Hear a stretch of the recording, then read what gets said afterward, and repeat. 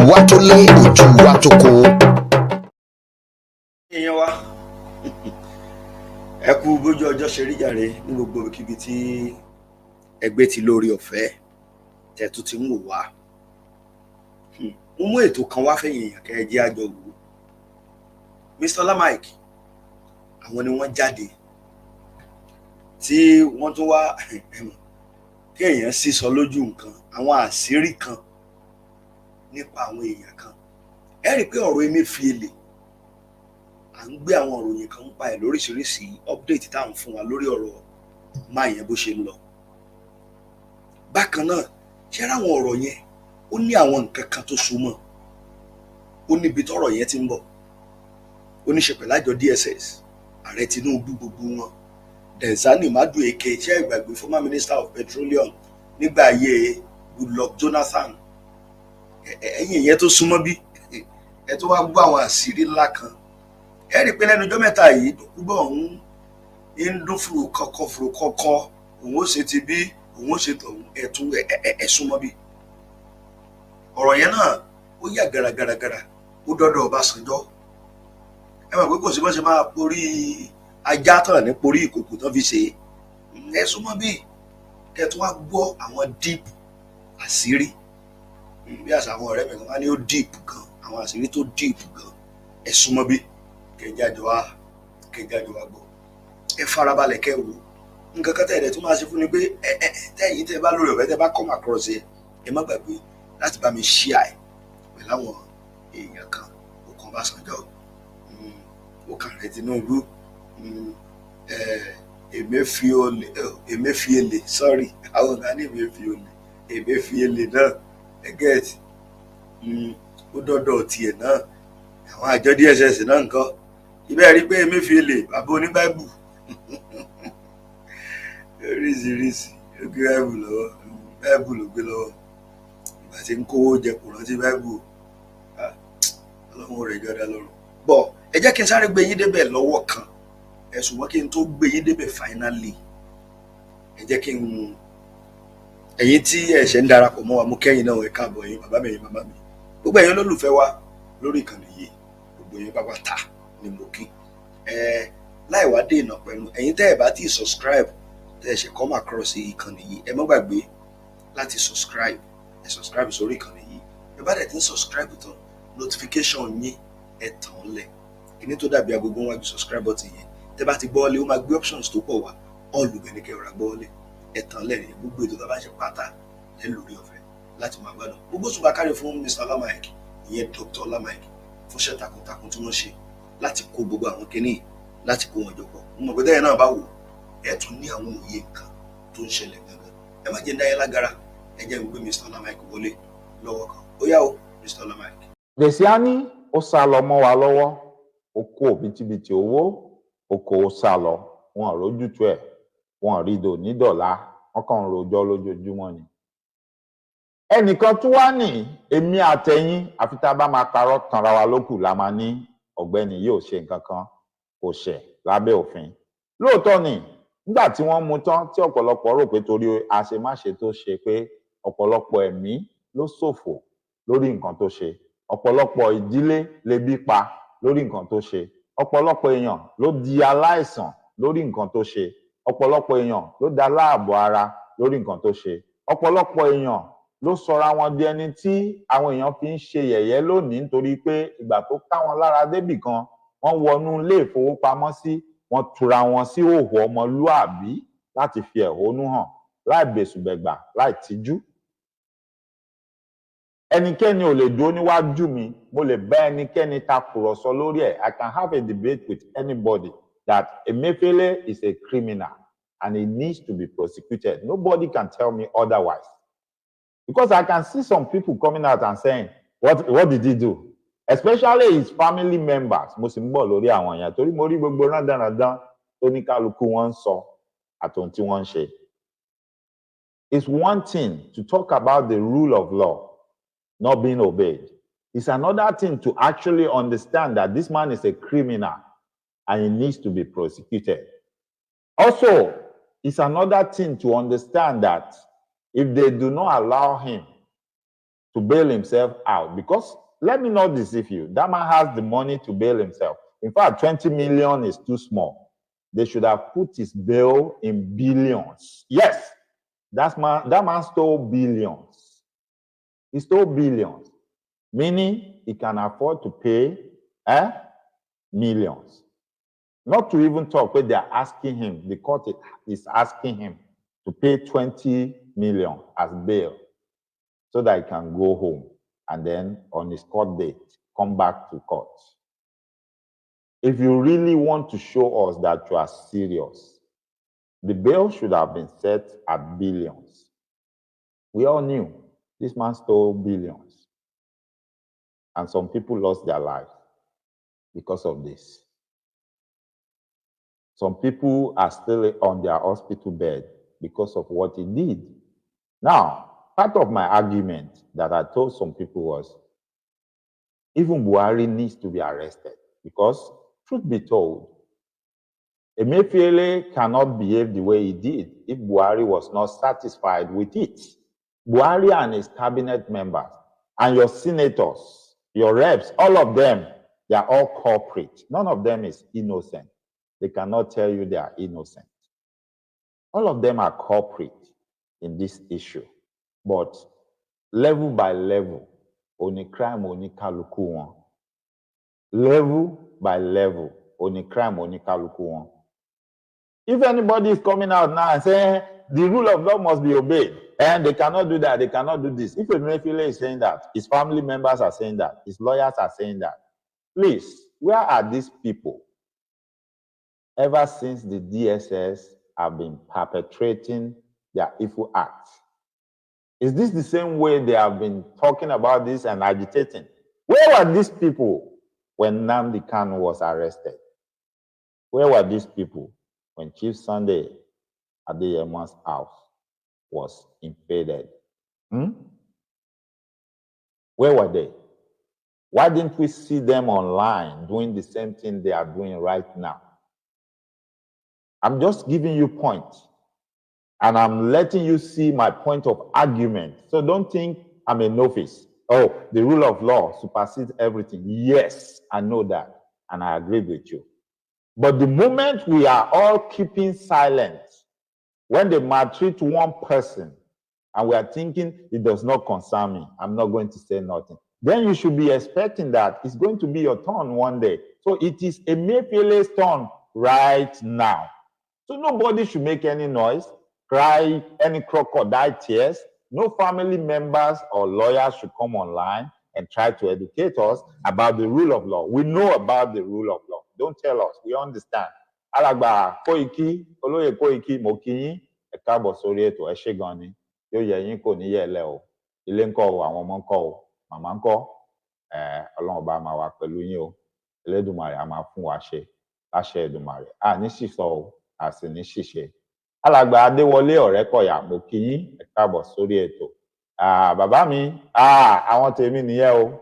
Adéníran Adékúnlé, I see you there. Ẹ ṣé gan ni. You are welcome to the show. You see that studio number, Mr. Adéníran Adékúnlé, the studio number. Text me your number so I can call you tomorrow. Thank you. Gẹ́gẹ́ bí ohun tí à ń bá bọ̀, Emefiele, when he was there, when he was in power, when he was among the who is who, before they start torturing him now, he was there when all this same thing, the same evil act was being perpetrated against Nnamdi Kanu, against Chief Dr. Sunday Adeyemo Igbohosa, against every other person that the DSS has arrested illegally, against the Yoruba Nation 12, and the other subsequent ones. Where were all these people? Why didn't they do the same thing they are doing now? But because it's their brother, it's because it's their client now, they are making noise. There's no difference. Àparò kan ò ga jù kan lọ, àfèyí tó bá gorí ebè. Mo kí yín o, ìyáàfin àbí alàgbà, Ọmọlúbàkà, mo kí yín, ẹ káàbọ̀ sórí ètò. Thank you so much. Ẹ ṣé tẹ́ darapọ̀ mọ́ wa. Mo mọ̀ lóore o. Bó ṣe ń gbọ́rọ̀ ìbọn ń bì kan o, àìdébẹ̀, màá sì fi fọ́nrán tí mo sọ yìí, àjọ wò á sì jọ ṣàlàyé lórí ẹ̀. Now Emefiele nígbà tí gbogbo ọ̀rọ̀ yìí ń ṣẹlẹ̀ ó dákẹ́ kò dá sí torí pé ó nígbàgbọ́ pé kò kan òun.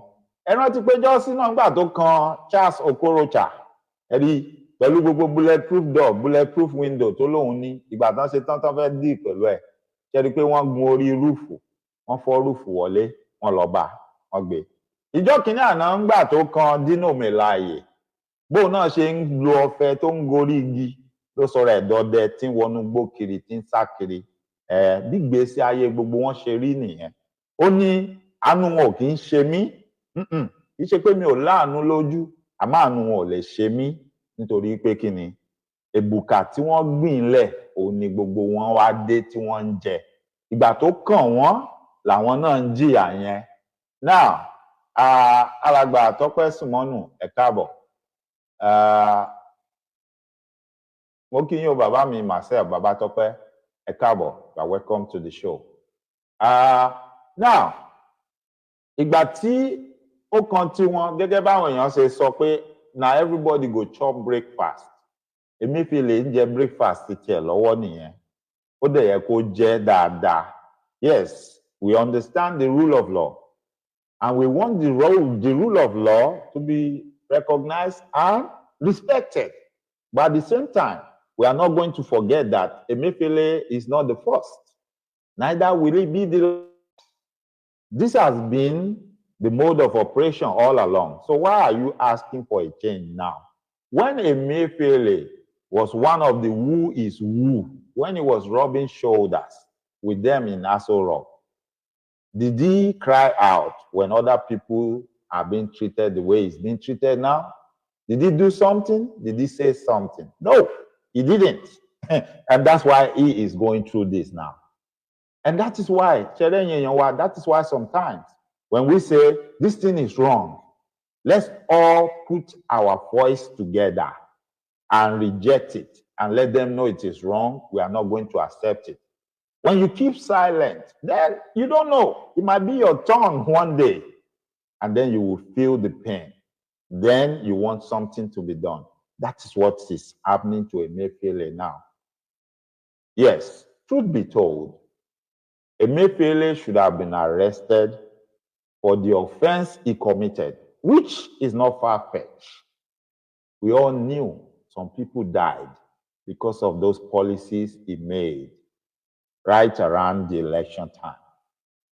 Some people are still on their sickbed because of the decisions he made and the policies he executed around that time. So that is good enough to even, arrest him, charge him to court. But I was surprised when later on we heard about, they are arresting him for gun possession and all that. And I started laughing like the usual thing. Same thing, same game plan. Why can't they charge him for the actual stuff that we all know, that all Nigerians knew? The actual offense that we all knew. Tó jẹ́ pé àwọn ìyá arúgbó gan, àwọn ìyá aláta, ìyá elépo gbogbo wọn náà mọ̀ pé Emefiele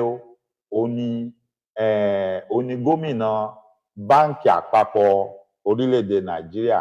Òun ló sì wà nídìí òfin tí wọ́n ṣe tó fa wàhálà táwọn èèyàn rówó gbà tọ́pọ̀lọpọ̀ kú. Ọ̀pọ̀lọpọ̀ ló fẹ́ ṣe operation nílé ìwòsàn tí wọ́n rówó san. Ọ̀pọ̀lọpọ̀ ní àìsàn ń ṣe tán fẹ́ rògùn, wọ́n rówó rògùn tán padà kú. Ọ̀pọ̀lọpọ̀ ló jẹ́ pé àìráàyè ṣe operation tó yẹ kán ṣe ńgbà tó yẹ kán ṣe àbí ra oògùn tó yẹ kán lò gbà tó yẹ kán lò ló jẹ́ káìsàn wọn tún lọ sí ìpele tó le ju ibi tó wà tẹ́lẹ̀ lọ àbí bẹ́ẹ̀ kọ́ ni. Ìyẹn gan ti tó láti ṣe kíni, láti arrest ẹ̀ lórí ìyẹn. Bẹ́ẹ̀ ni bàbá mi Adéwálé Ọ̀rẹ́kọ̀yà, Yorùbá nation is the answer. Bẹ́ẹ̀ ni kò sóhun tó lè yẹ yẹn, ò yẹ kan ò lè yẹ. Ó kí yín o bàbá mi Rasheed Ọláyínká, ẹ káàbọ̀ sórí ètò, ẹ ṣé gan ni. Now, alàgbà àbí ìyáàfin Tọ́pẹ́ Sùmọ́nù, okay, mo ti kí yín tẹ́lẹ̀, ẹ ṣé gan ni. Now, mo wá rí fọ́nrán yẹn, mo rí gbogbo ohun tó ṣẹlẹ̀. Mo rí tí àwọn agbófinró méjì, ẹ̀ka agbófinró méjì wọ́n ń bára wọn jà. The DSS and the prison service. They were at loggerhead at the court, inside the court premises. Then I saw all the lawyers, òyìnbó ń fò lọ́tún, ń fò lósì, everybody ń sọ̀rọ̀. Ẹni tí yín ẹ̀gán fẹ́ yọ lórí pé wọ́n ń sọ òyìnbó, òǹkàlùkù jáde. Èyí tó yà mí lẹ́nu jù tó jọ mí lójú, ìgbà tí arákùnrin ń bọ̀ nílé ẹjọ́, fún gbogbo yín, mo ti sọ, ẹ lè pè mí lórúkọ tó bá wù yín, ẹ lè bínú sí mi, ẹ lè má nífẹ̀ẹ́ mi mọ́. I don't need anybody to validate me. All I know is I will say the truth. Wò mí dáadáa, bó bá pè mí ní Kristẹni, bẹ́ẹ̀ ni, I'm a Christian. Tó bá ní kì í ṣe Kristẹni, ó hùwà bí Mùsùlùmí. Okay, I'm a Muslim then. Ìwọ wí, thus says you. Tó bá ní oníṣẹ̀ṣe mọ̀ ni, àwọn ẹlẹ́bọ ni, yes, I will be proud to wear that garment. Okay? I'm not ashamed, neither am I afraid. Àárín èmi àtọlọ́run ni ìdájọ́ mi wà níkẹyìn. Kò sí lọ́wọ́ ẹnikẹ́ni, kò dẹ̀ sí láàárín èmi àtẹnikẹ́ni. I don't owe anybody any explanation about my religion or the way I do or practice my religion. But one thing I can tell you for sure, except you want to deceive yourself, my carrying the Bible around or carrying the Quran around does not make me a holy person. Did you all see what Emefiele did when he was coming to court? He brought a Bible. He came with the Holy Bible. These are things we have been telling you for long, that who are the people that are maltreating you, mistreating you? Who are the people stealing your money? Who are the people that are perpetrating all these evil acts, the injustice and everything that is happening in Nigeria? Christians and Muslims. Don't deceive yourself.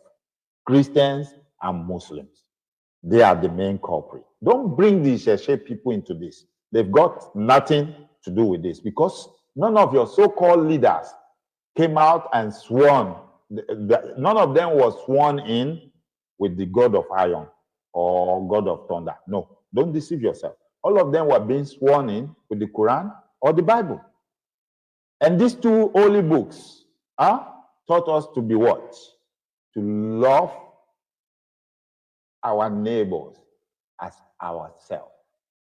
These two books taught us not to be selfish. These two books taught us to look out for one another. These two books taught us to tolerate one another. But if you look at the two religions, Christianity and Islam, most especially, and I'm not apologizing for this, I owe nobody no apology, especially the Muslims. Yes, because I see recently, it looks like people are getting it mixed up. Àwọn èèyàn fẹ́ máa dàrú mọ́ra wọn. Ọ̀nà jìn, ó sọ wọ́n gógó kẹ́ tó rí àwọn Christian kan tó máa kóra wọn jọ lọ síbì kan.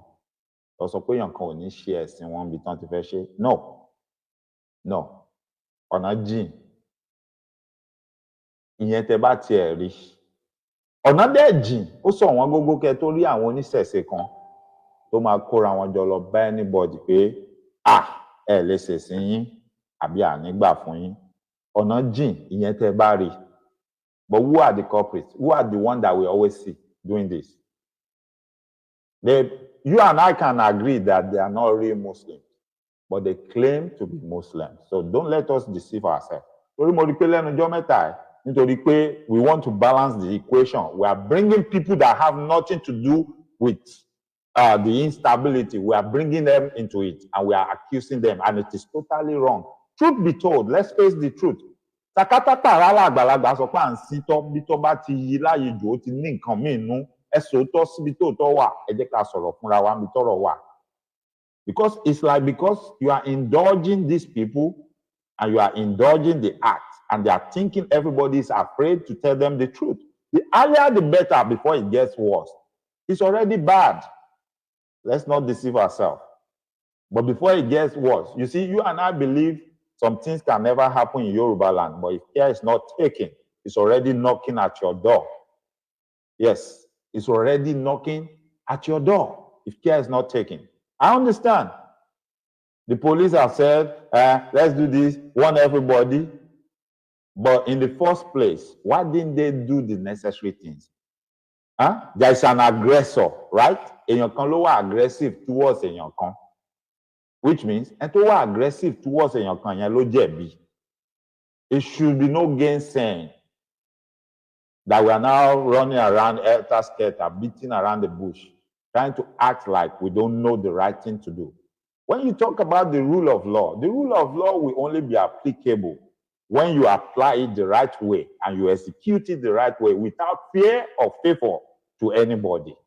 Not when you are afraid and you think because some people are calm and gentle, you are going to play on their intelligence. That is totally wrong. And you and I need to take note of this. And we need to let each other know that it is not right and it is not going to be allowed. Be you a Christian, be you a Muslim. If I am doing wrong, confront me to my face. Tell me to my face and point it out to me. Michaela, this thing you are doing is wrong and it is bad. Don't bring other people along with it and say, both of you, this and this. No. Tell me the truth to my face. That Michaela, you are the aggressor and it is wrong. It is not allowed under the law. Remember, this started a while back and we kept shouting and yelling. Call these people to order. Tell them, nip it in the bud. A stitch in time saves 9. If you don't, it will get worse. Is it getting worse or not? Because nígbà téèyàn bá ti ṣe tàkọ́kọ́ tó mú jẹ tẹ́ sọ̀rọ̀, they will gain the boldness. Ìgbéraga máa gùn wọ́n, agbára máa gùn wọ́n pé yes, àwa la tó bẹ́ẹ̀ tá jù bẹ́ẹ̀ lọ a lè ṣe. But that is not a topic for today. I just branched there so that we all know okay, some things are not right. Some things are just not right.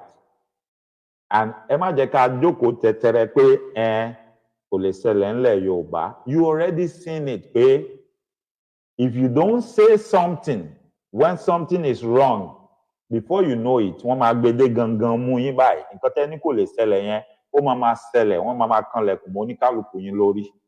Ẹ̀rù á dẹ̀ bà yín. But ẹ bá tètè sọ fún wọn sí pé no, kò sáàyè, ànígbà, oníkálukú á tọwọ́ ọmọ ẹ̀ bá sọ. Oníkálukú á mọ̀ pé there is no room for that. That nobody wants it in Yoruba land.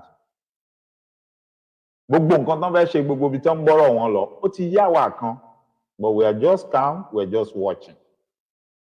We are just calm, we are just watching. Àwọn tó ń gbé wọn dìde tó ń tì wọ́n dì, àmọ́ wọn, àmọ́ ibi tọ́rọ̀ wọn ti ń wá, àmọ́ ibi tó ti bẹ̀rẹ̀. Ó dẹ̀ ti jẹ jáde nínú ọ̀rọ̀ wọn. Ẹni tó bá farabalẹ̀, tó bá ní làákàyè, á ti rí. It has nothing to do with religion. That was just a propaganda. And those people you are seeing there fomenting trouble are being used by some people to foment trouble, just to start something. Tẹ́ bá rántí níjẹ̀ta lọ́hùn, tí bá sọ pé jẹ̀ta, I'm not talking about 2 days ago. Èdè Yorùbá mò ń sọ. Wípé not too long ago. Wọ́n ṣe bẹ̀rẹ̀ wẹ̀rẹ̀wẹ̀rẹ̀ nìyẹn. Gẹ́rẹ́gẹ́rẹ́, before you know it, lókè ọya, wọ́n ní Sharia law làwọn fẹ́ máa lò. If you are not careful, if care is not taken, they will soon tell you pé bye-bye ló máa jẹ́.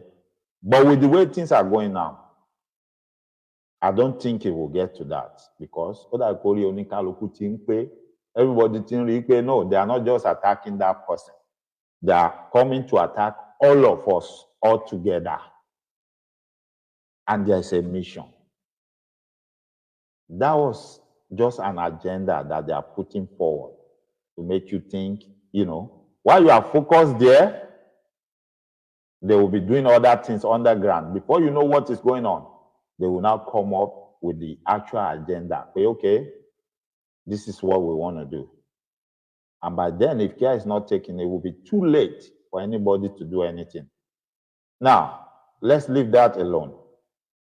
Mo máa gbé fọ́nrán ìgbà tí wọ́n gbé Emefiele lọ sí court. Excuse me. Bàbá ń wo fọ́nrán yẹn lọ. Ó ṣeé ṣe kí n máa dá dúró, kí n máa ṣàlàyé àwọn nǹkan kan. Ẹ ní bínú sí mi ni. Ẹ jẹ́ ká bẹ̀rẹ̀ báyìí. Reactions trailing the breakdown of Law and Order, which occurred at the Federal High Court in Ikoyi on Tuesday following the rearrest of the suspended governor of the Central Bank of Nigeria, Godwin Emefiele, by the Department of State Services, despite being granted a 20 million naira bail. The presiding judge, Nicholas Owebo, ruled that the embattled CBN governor be remanded at the correctional center pending the fulfillment of his bail conditions, but operatives of the secret police insisted on taking Emefiele into their custody, which ultimately led to an all-out brawl between heavily armed DSS operatives and officials of the Nigerian Correctional Service. This is what the DSS has turned Nigeria into.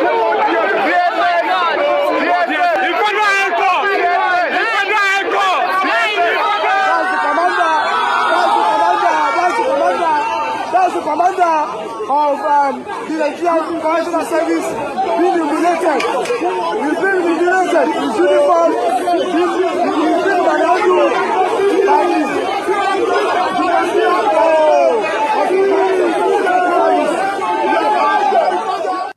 Many reactions have trailed this story. Let me take one from Daniel Boala, who... Now, you all saw that video. Did you see how they tore the uniform of that prison service commander? Did you see that? And that's a tussle between the DSS and the Nigerian Prison Service, which, under normal circumstances, in a lawful society, that shouldn't happen. That shouldn't take place. Number one, àwọn méjèèjì náà lápá kan wọ́n jà sí owó tó ní kálukú máa rí ńbẹ̀. Bẹ́ẹ̀ ni wọ́n máa rówó ńbẹ̀ because ọ̀dọ̀ ẹni tí Emefiele bá gbẹ̀yìn sí, tí wọ́n bá ní wọ́n fẹ́ wá rí Emefiele, bóyá àwọn ará ilé ẹ̀, ìyàwó ẹ̀, ọmọ ẹ̀, àbáwọn èèyàn ẹ̀, tọ́n bá ní ẹ lè rí àfi tẹ́ bá mú nǹkan wá báyìí tẹ́ bá ṣèbọ̀bẹ́, they will do it. Tó bá jọ́dọ̀ àwọn àjọ DSS ló wà, àpò àwọn tí wọ́n bá wà ń bẹ̀ ńgbà yẹn, àwọn náà máa jàǹfààní ẹ̀. Torí ẹ má rò pé àwọn èèyàn wọ́n ń jà fún mẹ̀kúnnù àbí wọ́n ń jà fún rule of law. Both of them, none of them is fighting for the rule of law. They are fighting for what will come into their pocket later on. Because whoever ends up with Emefiele, wherever is being held, when his family members or anybody say we want to see him, they are going to ask them, we know how things operate in that country. They are going to ask them, okay, mo lè ṣe tẹ́ máa rí wọn kíákíá, or maybe òfin fààyè gbà pé ìṣẹ́jú márùn-ún péré nìkan fi rí, mo lè ṣe tẹ́ rí ní wákàtí kan, àmọ́ fi nǹkan lẹ̀ fún àwọn boys o. You know, that is the way they are set up. That's the way they operate. So ẹni tó fà lásọ ya gan, àánú ẹ̀ ò ṣe mí. Yes, he's working for his money. I don't have any iota of pity for him. No, I don't. He's working for his money. Owó tó máa gbà àti nǹkan tó máa jẹ ló ń ṣiṣẹ́ fún. So what's my own problem? Láti máa pity ẹ̀. Ní ìlú tó ní òfin, tó lọ́ba tó níjòyè, when the court asks for something to be done, it should be done, and it should be done that way. It shouldn't be changed. But gẹ́gẹ́ bí ohun tí orin orílẹ̀-èdè wa tó sọ, bá ṣe bẹ̀rù, bá ṣe bí ọmọ. Wọ́n ti ń ṣe ohun tó ń ṣe fún Emefiele yẹn, wọ́n ti ń ṣe sáwọn èèyàn kan ṣáwájú lọ́pọ̀lọpọ̀ ìgbà. Nǹkan tó mú wọn tán lè ṣe irú ẹ̀ sí Lady K, tán lè ṣe irú ẹ̀ sí Omíyalé, tán lè ṣe irú ẹ̀ sí àwọn tí wọ́n jọ mú wọn pọ̀ ńgbà yẹn. Ó náà ló mú wọn tó fi ní kò sí nǹkan kan tó yàtọ̀ tán bá ṣe sí Emefiele. Emefiele shouldn't be treated special. Bẹ́ẹ̀ ni, nítorí pé omi tá a fi dá àjọ DSS àti mode of operation wọn látilẹ̀ òun nìyẹn, bọ́n ṣe ń ṣiṣẹ́ wọn nìyẹn. Nígbà tí Emefiele tó wà lórí àga agbára tí ò lè sọ̀rọ̀ pé ó tẹ́ ń ṣe sí àwọn èèyàn wọ̀nyí kò dáa, òfin ò fààyè gbà bẹ́ẹ̀. So tán bá ń ṣe sí Emefiele, anybody should not be shouting or crying pé ó tán ṣe sí ò dáa. Ara ohun tá à ń sọ nìyẹn pé ìdálù nìṣèlú, omi tán fi dá orílẹ̀-èdè Nàìjíríà, òun náà ni wọ́n fi ń ṣe lọ. Yes, constitution tó fi ń rọ̀nù ìlú wọn òun ló fàyè gba irú ohun tẹ́ ń rí yẹn òun dẹ̀ ló ṣe àgbékalẹ̀ irú àwọn agbófinró àti amòfin tó wà nílùú yẹn kíní kan máa ń pa mí lẹ́rìn ní táìmù ìgbà kan ní Gambia àwọn Gambia máa ń bú wa wọ́n máa ń sọ̀rọ̀ sí wa especially àwọn ọ̀rẹ́ mi tí mo ní bí tán jọ ọmọ Gambia wọ́n ní it is you and your people that are messing up our country. And when you ask them, what do you mean? Why? Only, oh, all the crook lawyers from Nigeria, they are the ones in Gambia helping our corrupt politicians to get away with every crime they commit. Once they do that, they will hire a Nigerian lawyer who will come to the court and get them out. And before you know it, they will run away. Which means, what you read, our lawyer wa pé wọ́n specialize nínú gbogbo àwọn ọ̀nà ọ̀rọ̀ àlùmọ̀kọ́rọ́ láti gba ọ̀daràn kúrò nínú ìjẹ́jọ́. Wọ́n wá kọ pé kó ṣe kí ni sá kúrò tá bá ti ṣe tán bá ti gba béèlì ẹ mọ̀ sá lọ wọ́n padà wá mọ́ wọ́n yọjú mọ́ àbí o ẹ ṣe ìyá mi bẹ́ẹ̀ ni kò sí ẹni tó fẹ́ mọ kí ló ń ṣe òyìnbó gan tó mẹ́sìn wá fún wa àìmọye gbà pásítọ̀ mi a máa sọ nínú chọ́ọ̀chì ó máa ń dúpẹ́ ni a ní especially tójò bá rọ̀ àbí tó bá di gba snow a ní tó bá ti wọlé tó bá ti bẹ̀rẹ̀ sermon báyìí a ní I thank you all for coming to church today because I know it rain I know it snow and I did not expect that you would come to church because otiwo and you understand some people even have to go to work àbí ẹni tí ò bá ṣiṣẹ́ ṣe yóò jẹun and when they don't have money to pay their bills the church is not going to pay it so l'Amẹ́ríkà ní UK àwọn ìlú tó ti dàgbà sókè they understand all these things àwọn èèyàn wa ni àwọn pastor àtàwọn àfáà wa mú ní múgùn mọ́lẹ̀ pé dandandandan ni ẹ gbọ́dọ̀ wá ṣẹ̀sìn ẹ gbọ́dọ̀ wá sin Ọlọ́run kò sẹ́ni tó ní kéèyàn má sin Ọlọ́run ó lè sin Ọlọ́run ní kọ̀rọ̀ yàrá ẹ̀ ó lè wà nú ṣọ́ọ̀bù ẹ̀ ó lè wà lẹ́nu iṣẹ́ ẹ̀ fúnra rẹ̀ kò sin Ọlọ́run yes it is possible you can do that I practice that I do that so I know it is possible bẹ́ẹ̀ ni now Emefiele lẹ́rí yẹn ó ń bọ̀ ń kóòtù ó gbé bíbélì mímọ́ dání Holy Bible èèyàn Ọlọ́run ni o look at him very meek and gentle a devoted Christian but a criminal a murderer Emefiele is an assassin yes he is an assassin not based on the charges the Nigerian government is bringing against him, but based on the fact that you and I knew, pé òun ló ṣe policy tó ṣe òfin tó affect àwọn èèyàn tí wọ́n pàdánù ẹ̀mí wọn nígbà tí wọ́n rówó wọn gbà ń báǹkì. That is why I call him a criminal. That is why I call him a murderer. Because some people died. Why did they die? Because of the policies he made. Because of the scarcity of cash. And if Emefiele was the governor of central bank then, and the problem came from the central bank policy, ó gba gbogbo ẹnu mi láti pè ní murderer, láti pè lólè, láti pè ní criminal, láti pè ní assassin. Without any reserve apology, gbogbo ẹnu ni mo fi sọ. Ẹni tí ò bá dùn mọ́ kò dùn mọ́ ẹnìyẹn. The guy is a criminal. He killed some people. He killed some people. Mo kí yín o ìyáàfin Olúrẹ̀mí kí là ń kó ọ̀gá rí. Ẹ ṣé máa bàbá mi ọmọ Olúbàkà ẹ ṣé tẹ́ bá mi kí wọn káàbọ̀ sórí ètò. Ẹ káàbọ̀ sórí ètò mà. Now, but ẹ jẹ́ ká tẹ̀síwájú lórí fọ́nrán yẹn kẹ́gbọ́n tí àwọn ará ilé ẹ̀kọ́ kan tí wọ́n sọ̀rọ̀ kẹ́gbọ́n tí wọ́n sọ. Wrote, this happened today in the Federal Republic of Nigeria. Actually, this happened yesterday. Anybody who wears the uniform symbolizes the authority of the Republic and walks in the name of the President, who is the head of the Republic. Those who assault law enforcement are liable to prosecution by our law. Alas, this was done to him by his comrades in the law enforcement platform, allegedly while he was carrying out a lawful order. What a sad day.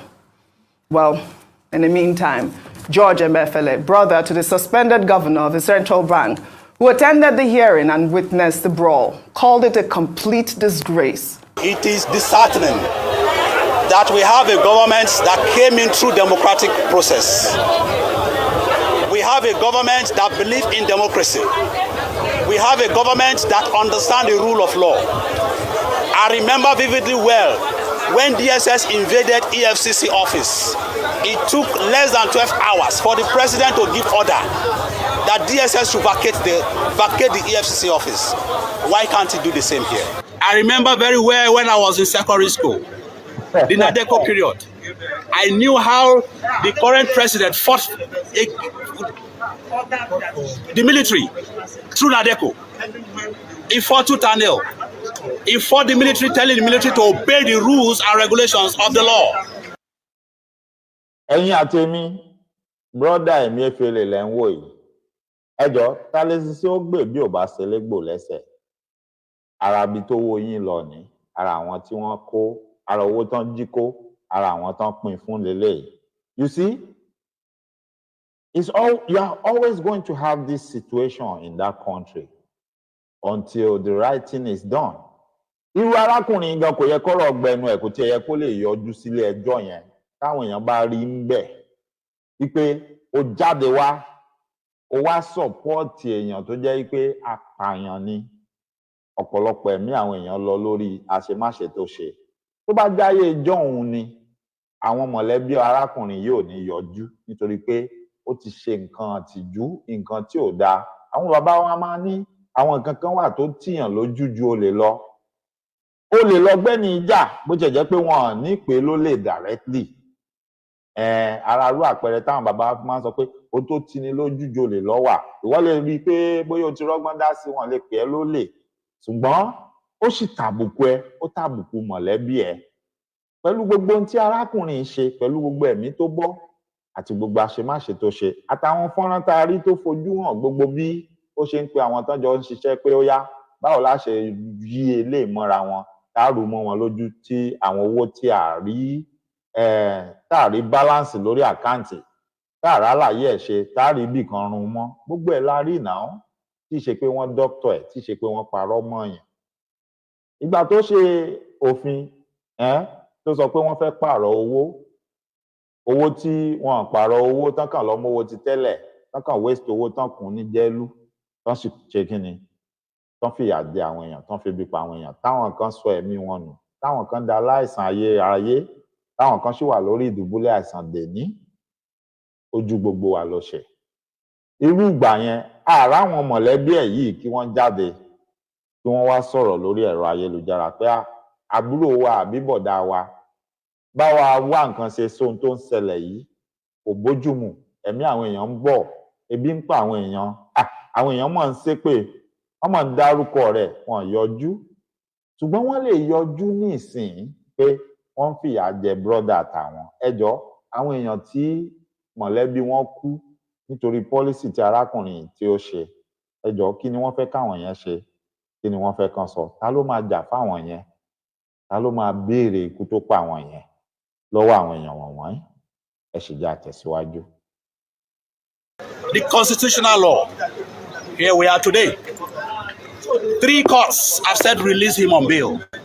He's not running away for God's sake. And you can imagine a situation where 2 military... Ṣẹ̀gbọ́n, only he's not running away for God's sake. What gives us the assurance that he's not going to run away? Like Diezani.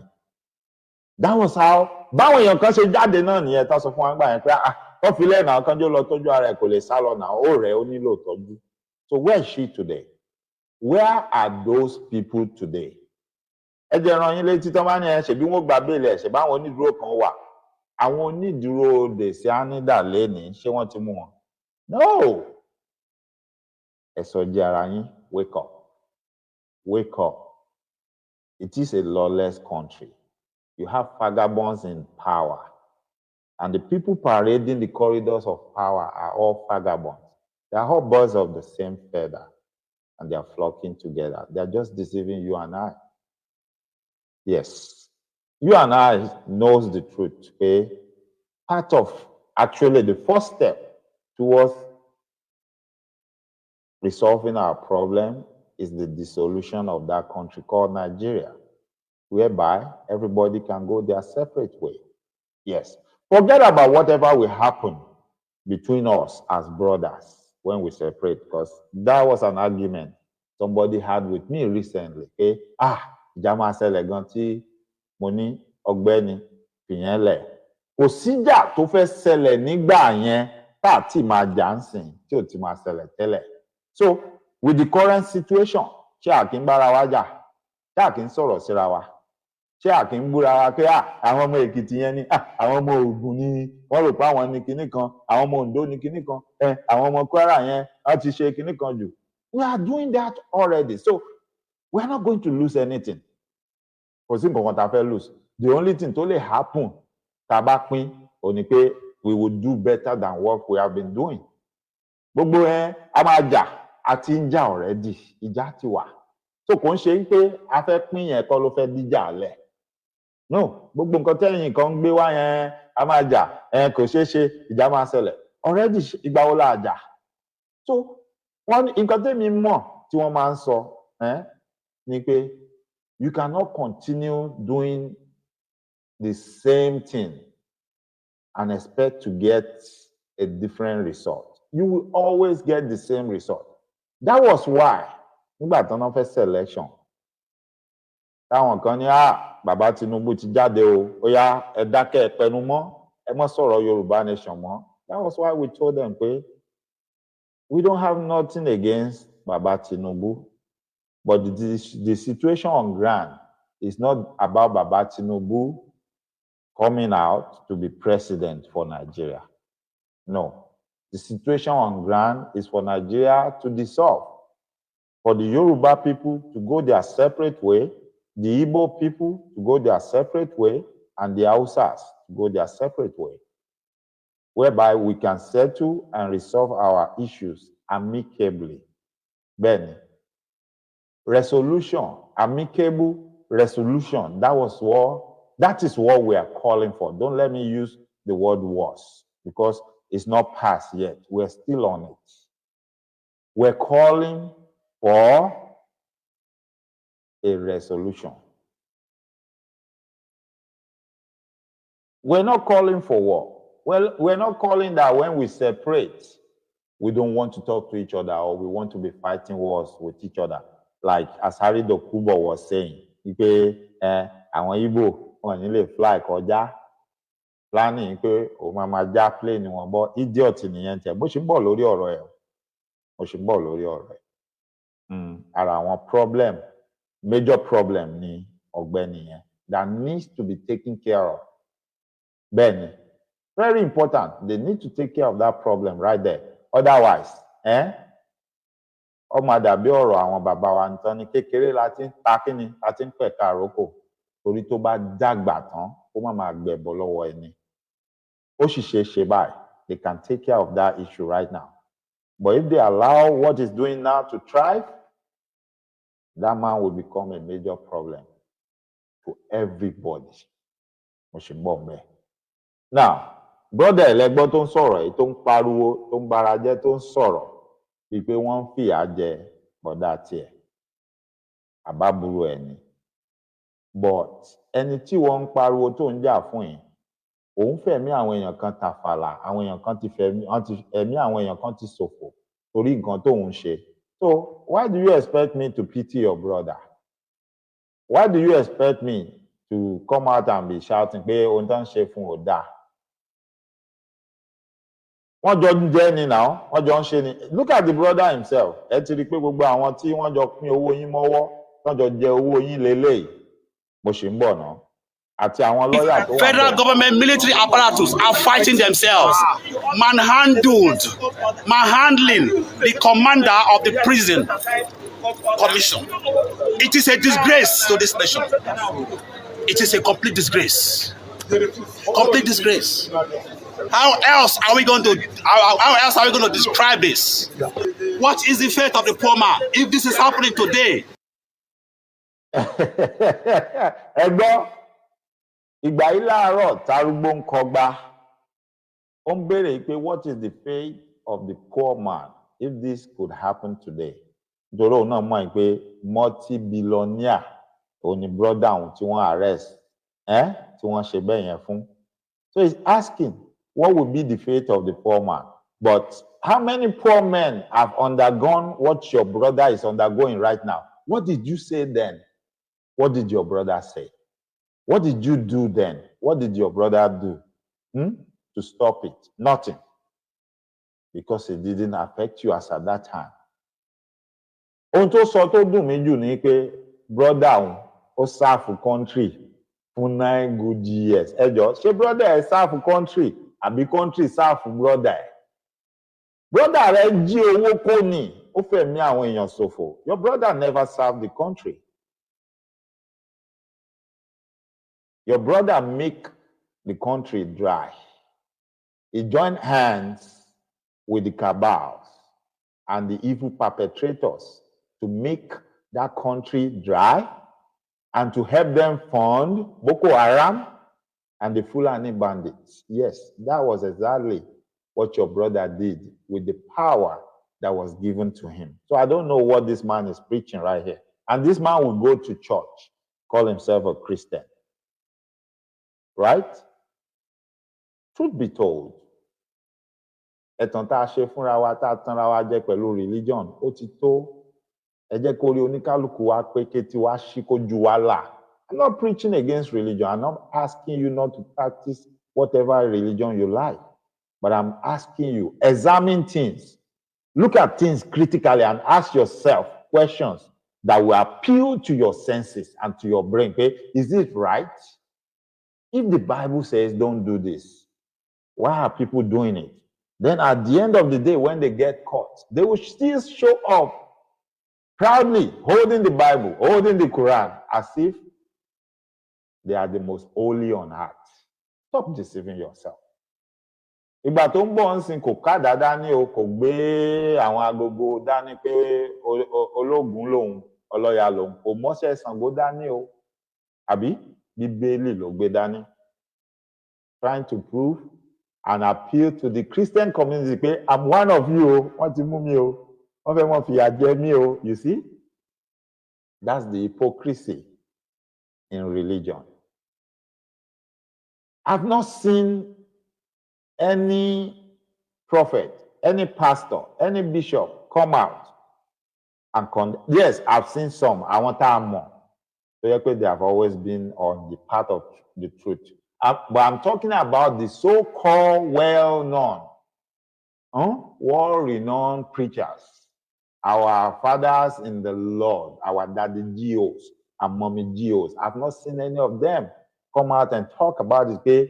Emefiele, ohun tó ṣe yìí, òun bá Kristẹni lójú jẹ́ ni, nítorí pé ó hùwà bí Kristẹni nígbà tó wà lórí ipò. Ohun tó ṣe, ó gbẹ̀mí àwọn èèyàn kan. Àṣemáṣe tó ṣe, ó mú àwọn kan wà lórí Aare ẹ̀dìsìn. I've not seen any of them say that. Probably this same man, Emefiele, àtàwọn family ẹ̀ tẹ́ ń rí, they are going to some pastors, some daddy GOs behind the curtain, asking them to pray for them, asking them to do some special stuff so that Emefiele will walk away scot-free and nothing will happen. And gladly, bó bá jẹ́ owó náà gbé wá, bó bá jẹ́ nǹkan náà wá fi tọrẹ pé ẹ ṣáà bá wa ṣàdúrà ẹ̀bẹ̀ Ọlọ́run, they will gladly collect it from them and they will be rendering such prayers or doing whatever they know to do. Pé kó má jẹ́jọ́, kó jáde. Ẹ wá sọ pé kò ní sí jìyà fẹ́ṣẹ̀ ńlẹ̀ ayé yìí. Ilé ayé yìí lọ́pọ̀lọpọ̀ yín máa ti jìyà ẹ̀ṣẹ̀ yín. Èmi ò tiẹ̀ nígbàgbọ́ pé ọ̀run kankan ti wà tẹ́ ti fẹ́ lọ jìyà ẹ̀ṣẹ̀. Èmi ò nígbàgbọ́ pé ọ̀run àpáàdì kankan wà. It's a make-believe to deceive us so that you can get away by perpetrating all your evil acts. And then making us believe, brainwashing us, leave them alone. They are going to go to hell. No, you are not going to any hell. You are going to pay for all the evils you are perpetrating on this earth before you leave. Yes. Lágbára Ọlọ́run láṣẹ Èdùmàrè, lágbára gbogbo tó wù tó tẹ̀lé ayé dúró, tó ṣe ojú òfurufú tààrí yìí, tèmi ò mọ̀ o, ẹ jìyà ẹ̀ṣẹ̀ yín nílé ayé kẹ́ tó lọ ni, láṣẹ Èdùmàrè. Gbogbo ìtànjẹ àtẹ̀tàn tẹ́ ń ṣe fún wa, ọ̀run rere, ọ̀run àpáàdì. So that ẹ máa get away pẹ̀lú gbogbo evil act yín. Ilé ayé yìí ni Ọlọ́run Elédùmarè yóò ti bá wa yanjú ẹ̀ fún gbogbo yín kẹ́ tó lọ. Bẹ́ẹ̀ ni, gbogbo èyí tó bá lọ́wọ́ nínú pípa àwọn èèyàn lẹ́kúnjayé, torí kì í ṣe gbogbo ẹni tó gbé ìbọn tó ń jalè tó ń rọ́ọ̀bù lórí highway tó ń pààyàn kiri tó ń fọ́lé onílé nìkan kọ́ ló ń pààyàn lẹ́kúnjayé. Wọ́n tó fi ọgbọ́n jìbìtì gba owó lọ́wọ́ ẹni ẹlẹ́ni àgbà lọ́wọ́ mẹ́ẹ̀rí. You are doing the same thing, that man carrying gun, robbing people on the highway. You are no different from him or her. You are the same. Ìjìyà ẹ̀ṣẹ̀ kan náà ló máa wà fún yín lágbára Ọlọ́run láṣẹ Èdùmàrè. Ilé ayé ilẹ̀dẹ̀ ti máa jẹ́, ilé ayé ni gbogbo yín ti máa jẹ́. Alàgbà Samson Adékúnlé, ẹ ṣé gan ni, ẹ káàbọ̀. Ilé ayé ilẹ̀ ti máa jẹ́, gbogbo rọ́tẹ̀ ń pa fún wa pé there is heaven, there is hell. I'm not saying it's not possible, but none of you have been there and come back to really verify and tell us, hey, that is the way it is. So, in as much as you cannot really, there's no evidence to show that. I strongly believe that that was a gimmick. Those were lies you are telling us, that you are feeding us, so you can get away with your crimes. Why we are believing pé ẹ jẹ́ kí èmi mọ̀ ṣe dáadáa, ẹ ṣáà fi wọ́n lẹ̀, wọ́n lọ jìyà wọn lọ́run, èmi ń lọ ọ̀run rere. That's a lie. You just created a backdoor for yourself to get away with your crimes. And that's what you are spreading. That's what you are preaching to us. Àmọ́ lágbára Ọlọ́run láṣẹ Èdùmàrè, àtìlẹ́ ayé ni gbogbo yín ó ti bẹ̀rẹ̀ sí máa jìyà ẹ̀ṣẹ̀ yín. Emefiele yìí, ó ń lọ chọ́ọ̀chì kan, ó ní pásítọ̀, àbí? Ó ní Daddy G.O. Where are they when he was doing everything he did? Did they cancel him? Did they talk to him? Did they tell him? Did they preach the Bible to him? Did they tell him pé Ọlọ́run ò fẹ́ bẹ́ẹ̀, ohun tó ń ṣe yìí, ó ń pa ọmọlàkejì lára, Bíbélì ò kọ́ wa bẹ́ẹ̀. Ara ìbẹ̀rù bojo tó sì wà lára wa kan tó bá wa dàgbà. Are those stuff they taught us in Sunday school nígbà tá a wà lọ́mọdé? Ìwọ kò gbọ́dọ̀ pààyàn, ìwọ kò gbọ́dọ̀ jalè, ìwọ kò gbọ́dọ̀ ṣe ojú kòkòrò sí ohun ìní ọmọlàkejì ẹ, ìwọ kò gbọ́dọ̀ kórìíra ọmọlàkejì ẹ, àti bẹ́ẹ̀ bẹ́ẹ̀ lọ. Ó sì wà lọ́kàn wa. Ìwọ kò gbọ́dọ̀ ṣe inúnibíni. Gbogbo ẹ̀ tí wọ́n sọ fún wa láti kékeré yẹn, ó wà lọ́pọlọ wa, àgbàgbé dìsìn. Even when we are dealing with our fellow brothers and sisters, even with strangers, we always take caution not to hurt them or not to appear as if we are cheating them, because ó ti lòdì sí ohun tí wọ́n fi kọ́ wa láti kékeré pé ara òfin mẹ́wàá tẹ́lẹ̀dùmarè fẹ́ jẹ́ ká mọ̀. Ìdá irọ́ ni òótọ́ ni is a good guideline láti máa follow, láti mọ béèyàn ó ṣe máa relate pẹ̀lú ọmọlàkejì ẹ̀, àbí bẹ́ẹ̀ kọ́ ni? Nígbà tí mo ti gbọ́ pé wọ́n ní ìwọ kò gbọ́dọ̀ pànìyàn, ohun tí ò dáa ni. Èrò ìpànìyàn pé kí n wá lọ ro tèèyàn ń bi pé mo fẹ́ pa àbí kán bá mi pa kò lè wá sọ́kàn mi, because ẹ̀rù yẹn á máa bà mí always ni pé àwọn ìwé mímọ́ máa sọ pé ká má ṣe bẹ́ẹ̀, mo ń tí Elédùmarè ò nífẹ̀ẹ́ sí ni. Pé mi ò gbọ́dọ̀ kórìíra ọmọlàkejì mi. So when I see my fellow brothers or sisters, I'm not going to hate them. Ẹ jọ̀ọ́, ṣé Emefiele, ṣé ó fẹ́ràn ọmọlàkejì ẹ̀ pẹ̀lú ìwà tó wù yẹn? Because truth be told, he never thought about other people when he was doing whatever he did. He was only thinking about himself and his family, right? Because kí ló fẹ́ fi gbogbo owó yẹn ṣe, kí ló fẹ́ fi gbogbo nǹkan ṣe yẹn ṣe? Even ipò yẹn gan, ipò yẹn, àwọn àgbà Yorùbá bọ̀ wọ́n ní àkúkù joyè ó sàn jẹnu mi ò kálù lọ. Because if some people want to put up the argument pé there is nothing he could do. No, there are so many things he could have done. Ní àwọn ilẹ̀ òkèèrè, àwọn ìlú tó ti dàgbàsókè táwa mọ̀, l'Amẹ́ríkà ń bí, ní UK, in such situations, when their hands are tied and there's no leeway, there's no way out, they will resign, they will retire, and they will come out and have a press conference and tell the masses the reason why they retired. If they are being forced to do something that is not right, they will come out and say, okay, I don't want to do this. That's why I'm retiring. If they have made a mistake, they will come out and say, I'm retiring because I have committed this crime.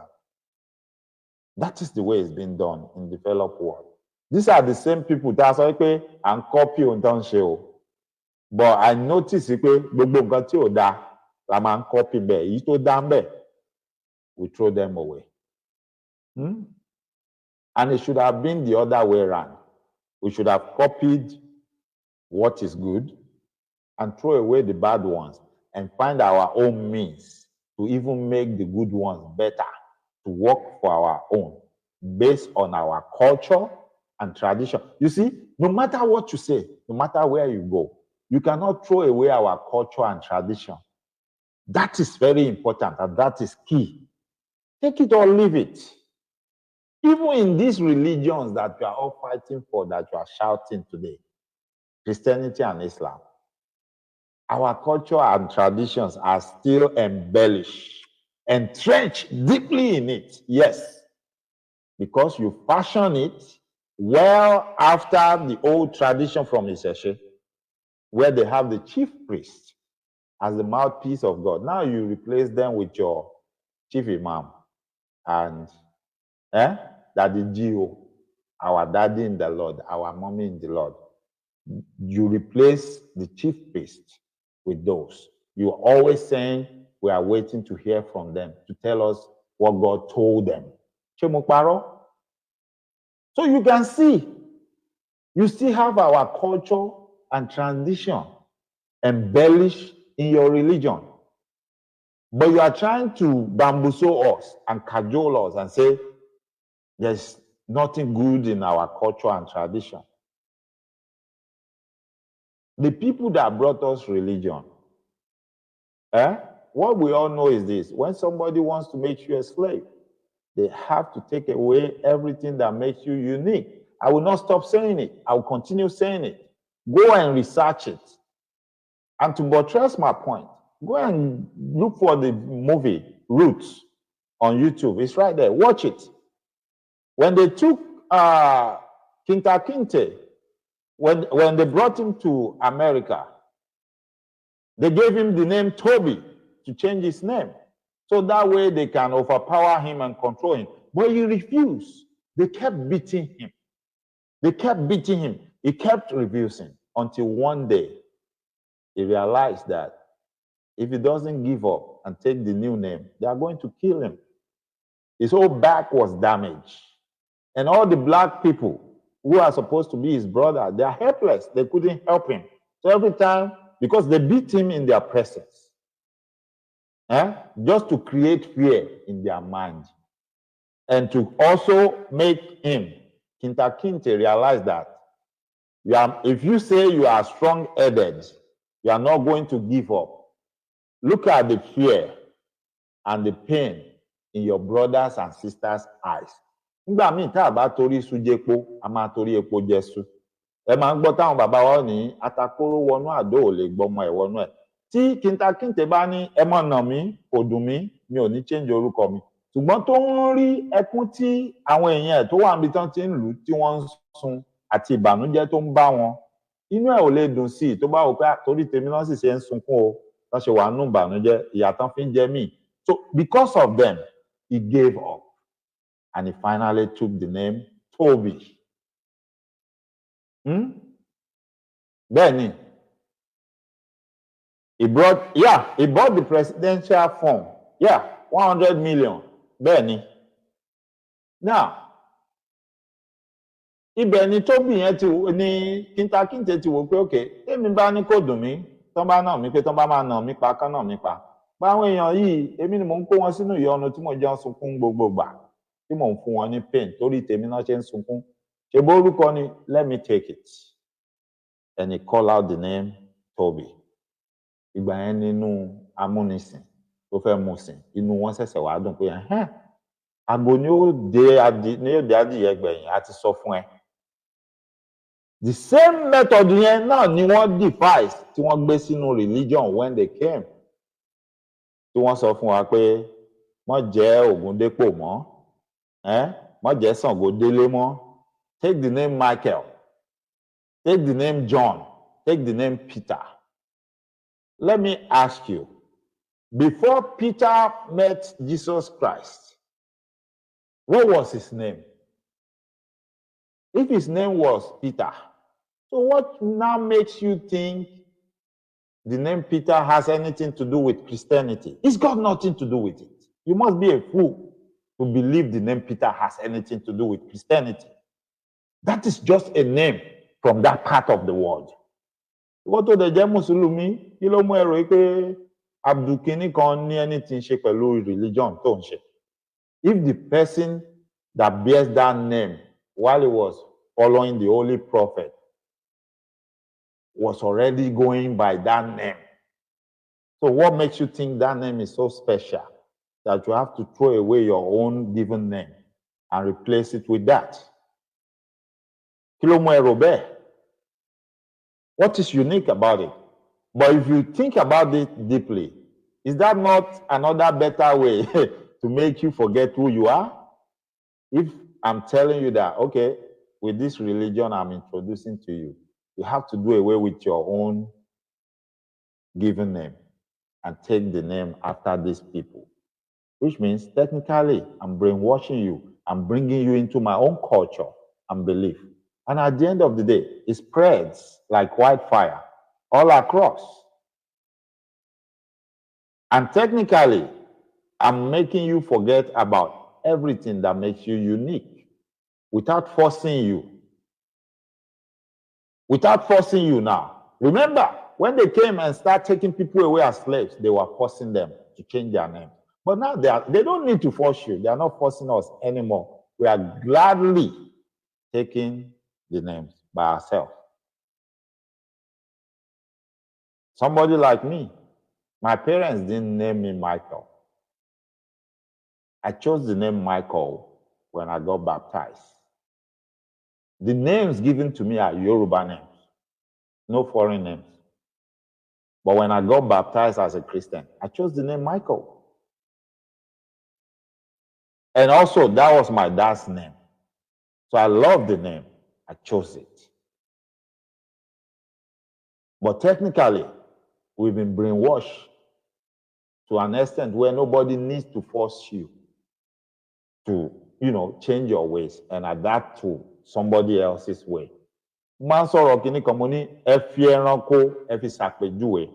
Gbogbo ẹranko tí Ọlọ́run dá ó fún oníkálùkù ní agbára títí wọn. And he gave them that power according to nǹkan tó ti rí mọ́ra wọn pé ìwọ bí mo ṣe wá dá ẹ tó kéré yìí gbogbo wọn mọ̀mọ́ yàn ọ́ jẹ́ fún ọ ní nǹkan kan tí wọn náà fi jù wọn lọ bó ṣe kéré tó yìí. Àwọn kan máa kọrin wá ní tó bá fojú di mí tó bá ní mo kéré ìjà kéèké ò dá ṣé ìkankan nu wá ń sìn ká lè fojú di àkéèké ká nítorí ó kéré ká lọ gbẹ́sẹ̀ wá sórí ẹ̀. No, a máa sá ni. Tá bá rí gan ọ̀nà bí a ṣe máa kọ́kọ́ gẹ̀ẹ́tì ẹ̀ kó má bàa fi poison ẹ̀ kó má fi ta wá la máa wá. Ọlọ́run mọ̀ kó tó fún nírú agbára yẹn.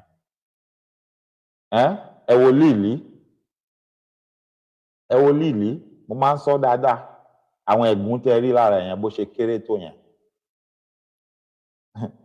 Ẹranko tó máa bá fa wàhálà nù gbó tí líìlí yẹn bá rí i pé trouble ń bọ̀ danger ń bọ̀ Elédùmarè ti ṣìkẹ́ ẹ̀. Once you sense trouble, I give you the power. Ẹ̀gún máa jáde lára ẹ̀ ó máa shoot arrow láì ní bow and arrow lọ́wọ́ ó máa shoot ẹ̀gún yẹn ni bínú bá ṣe bí sí ni. Bẹ́ẹ̀ náà lèyí tó máa yọ sára ẹ̀ máa yọ sára ẹ̀. Ẹ wò jàpá bó ṣe slow tó bó ṣe ṣe tó bá sense danger kí ló máa ṣe ó máa kárí wọnú asá sínú shell yẹn ó kù nǹkan tó fẹ́ gbé jáde nínú shell yẹn. Ó kù nǹkan tó fẹ́ gbé jáde nínú shell yẹn. Ọ̀dọ̀ èmi ò ṣe rí bọ̀ wọ́n ní wọ́n tó bá ṣe mistake tó bá lọ kọwọ́ bọ ibi díẹ̀ níbi iṣẹ́ yẹn tó bá pàdé mẹ́ tó bá tán. Elédùmarè wá dá àwọn yẹn sí àyè tiwọn nìyẹn, ó fún wọn ní nǹkan tiwọn, ó dá yín sí àyè tiyín, ó fún yín ní nǹkan tiyín. Àwa la ṣàyọjú ràn àkùkọ funfun wa la mọ̀ págbà ni wá. La fira wa wọlẹ̀.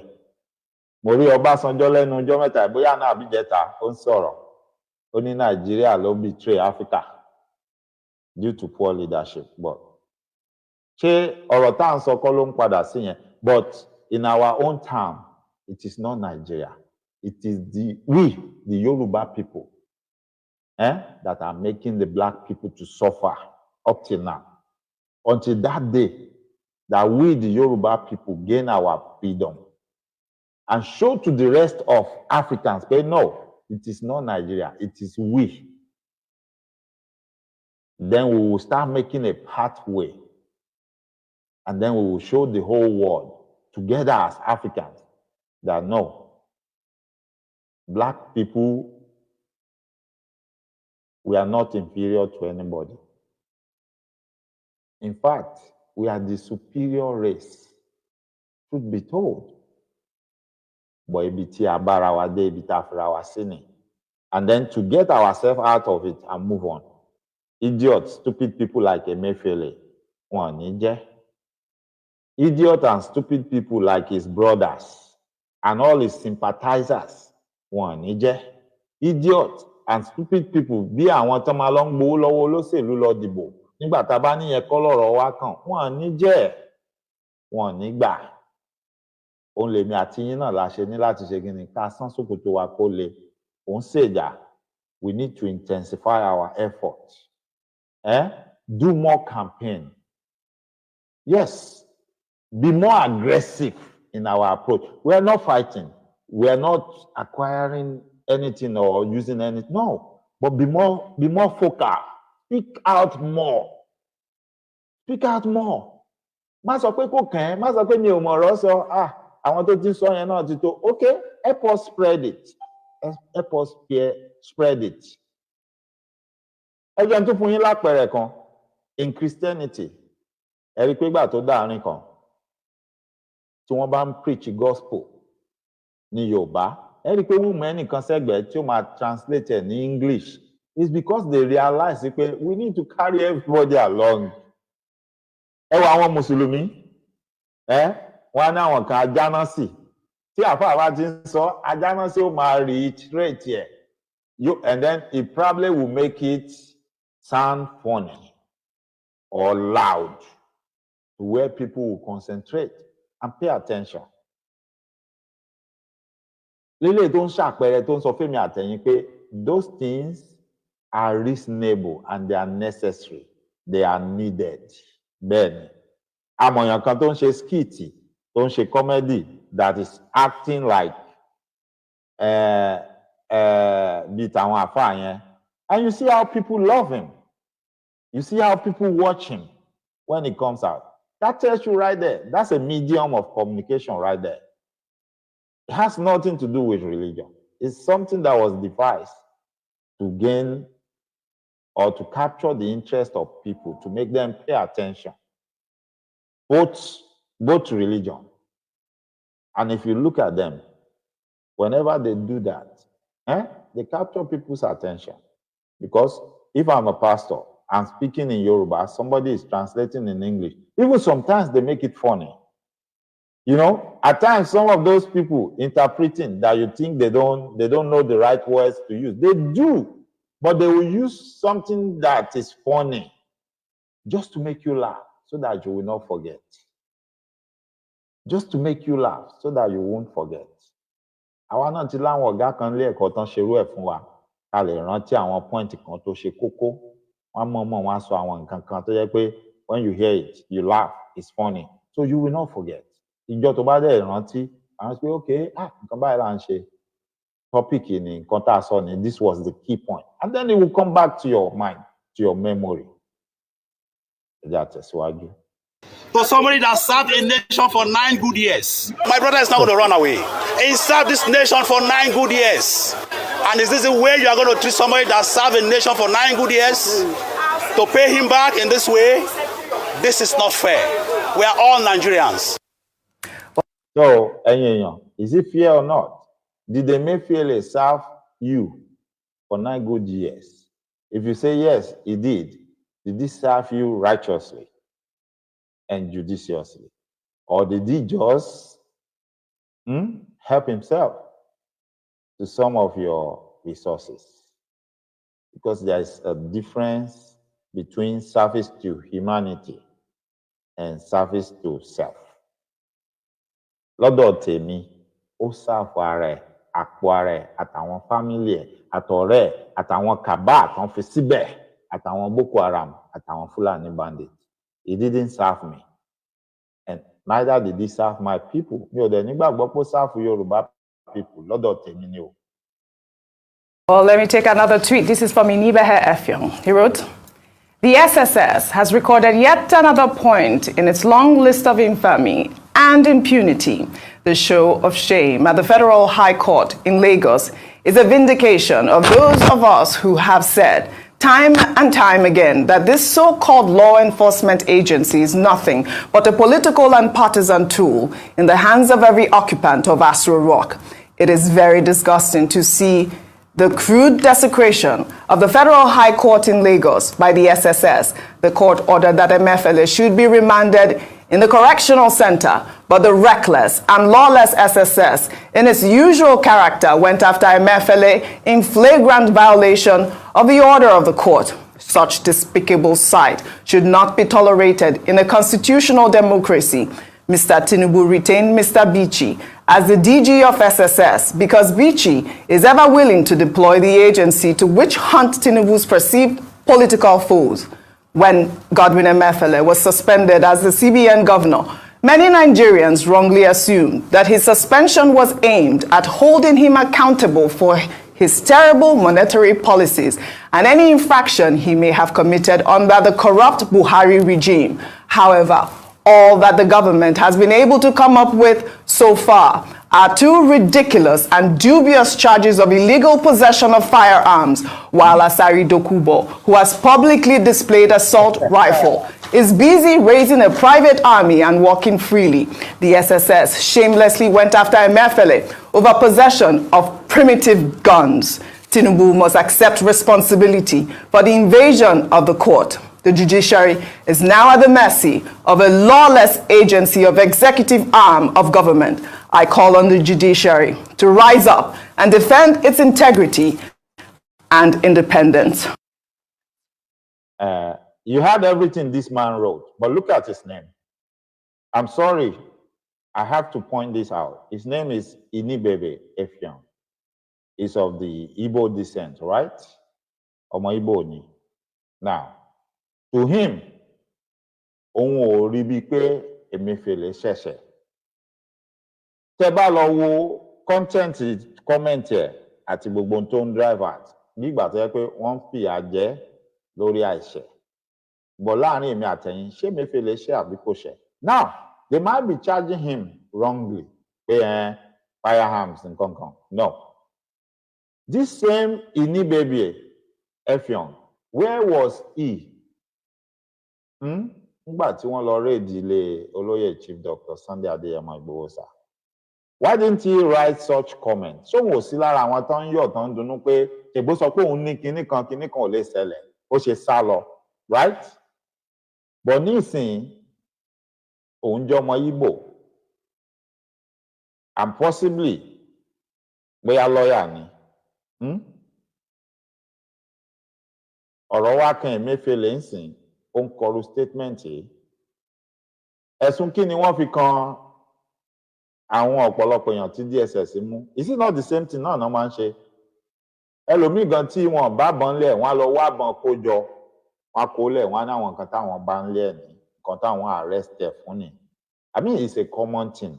That's the way they operate. That's their mode of operation. So I don't know why this guy is talking about kò ṣe nǹkan kan. But I still wonder why tí wọ́n fi ẹ̀sùn ẹ̀ṣẹ̀ tí gbogbo wa mọ̀ tó dájú dáadáa yẹn tí wọ́n fi kan ọ̀gbẹ́ni. But nínú ìwádìí mi àti ohun tí mo ń ṣe, ohun tí mo padà come to conclusion ni pé okay, tó bá máa fẹ̀sùn ẹ̀ṣẹ̀ yẹn kàn, wọ́n máa ní láti lọ gbé Buhari náà. Because Emefiele ò lè dá ọwọ́ wú tí Buhari ò bá fọwọ́ sí. Tó bá máa fi ẹ̀sùn ẹ̀ṣẹ̀ yẹn kàn, wọ́n máa lọ gbé Senate president, because he was sitting there when all these things happened. He didn't do anything. He didn't question it. Tòrọ́ máa ní láti bèèrè náà níbẹ̀rẹ̀ pé ṣé o rí nǹkan tó ṣẹlẹ̀ yìí? Nígbà tó ṣẹlẹ̀ kí ló ṣe, ìgbésẹ̀ wo lẹ gbé? Àwọn ọ̀pọ̀lọpọ̀ èèyàn ní ọ̀rọ̀ yẹn máa tabá lọ́wọ́ àti lẹ́sẹ̀. So in order to avoid that, they have to come up with something else, cook up a story. And some people still believe, okay, ìjìyà ẹ̀ṣẹ̀ pé ó ra fọ́ọ̀mù ó contest against the Tinubu náà fẹ́ fi jẹ́, which èmi sọ fún yàn kan pé kò sí nǹkan tó kàn mí pẹ̀lú wọ́n contest against Tinubu, wọ́n contest against Tinubu. Kò dẹ̀ sí nǹkan tó kàn mí pẹ̀lú Tinubu ló fẹ́ fìyà jẹ. But what I know ni pé ọ̀gbẹ́ni ó ṣẹ̀ lábẹ́ òfin, ó dẹ̀ yẹ kó jìyà ẹ̀ṣẹ̀. So gbogbo argument táwọn èèyàn wọ̀nyí tí wọ́n ń put up àtúntò ń sọ is still not a good defense pé kò yẹ kó jìyà ẹ̀ṣẹ̀. Well, a member of Lawyers in Defense of Democracy, Okere Kingdom, asked the federal government to apologize to Emefiele for labeling him a terrorist and called on President Bola Ahmed Tinubu to remove the DG of DSS, Yusuf Bichi, for being incompetent. You labeled him a terrorist. Then he must apologize.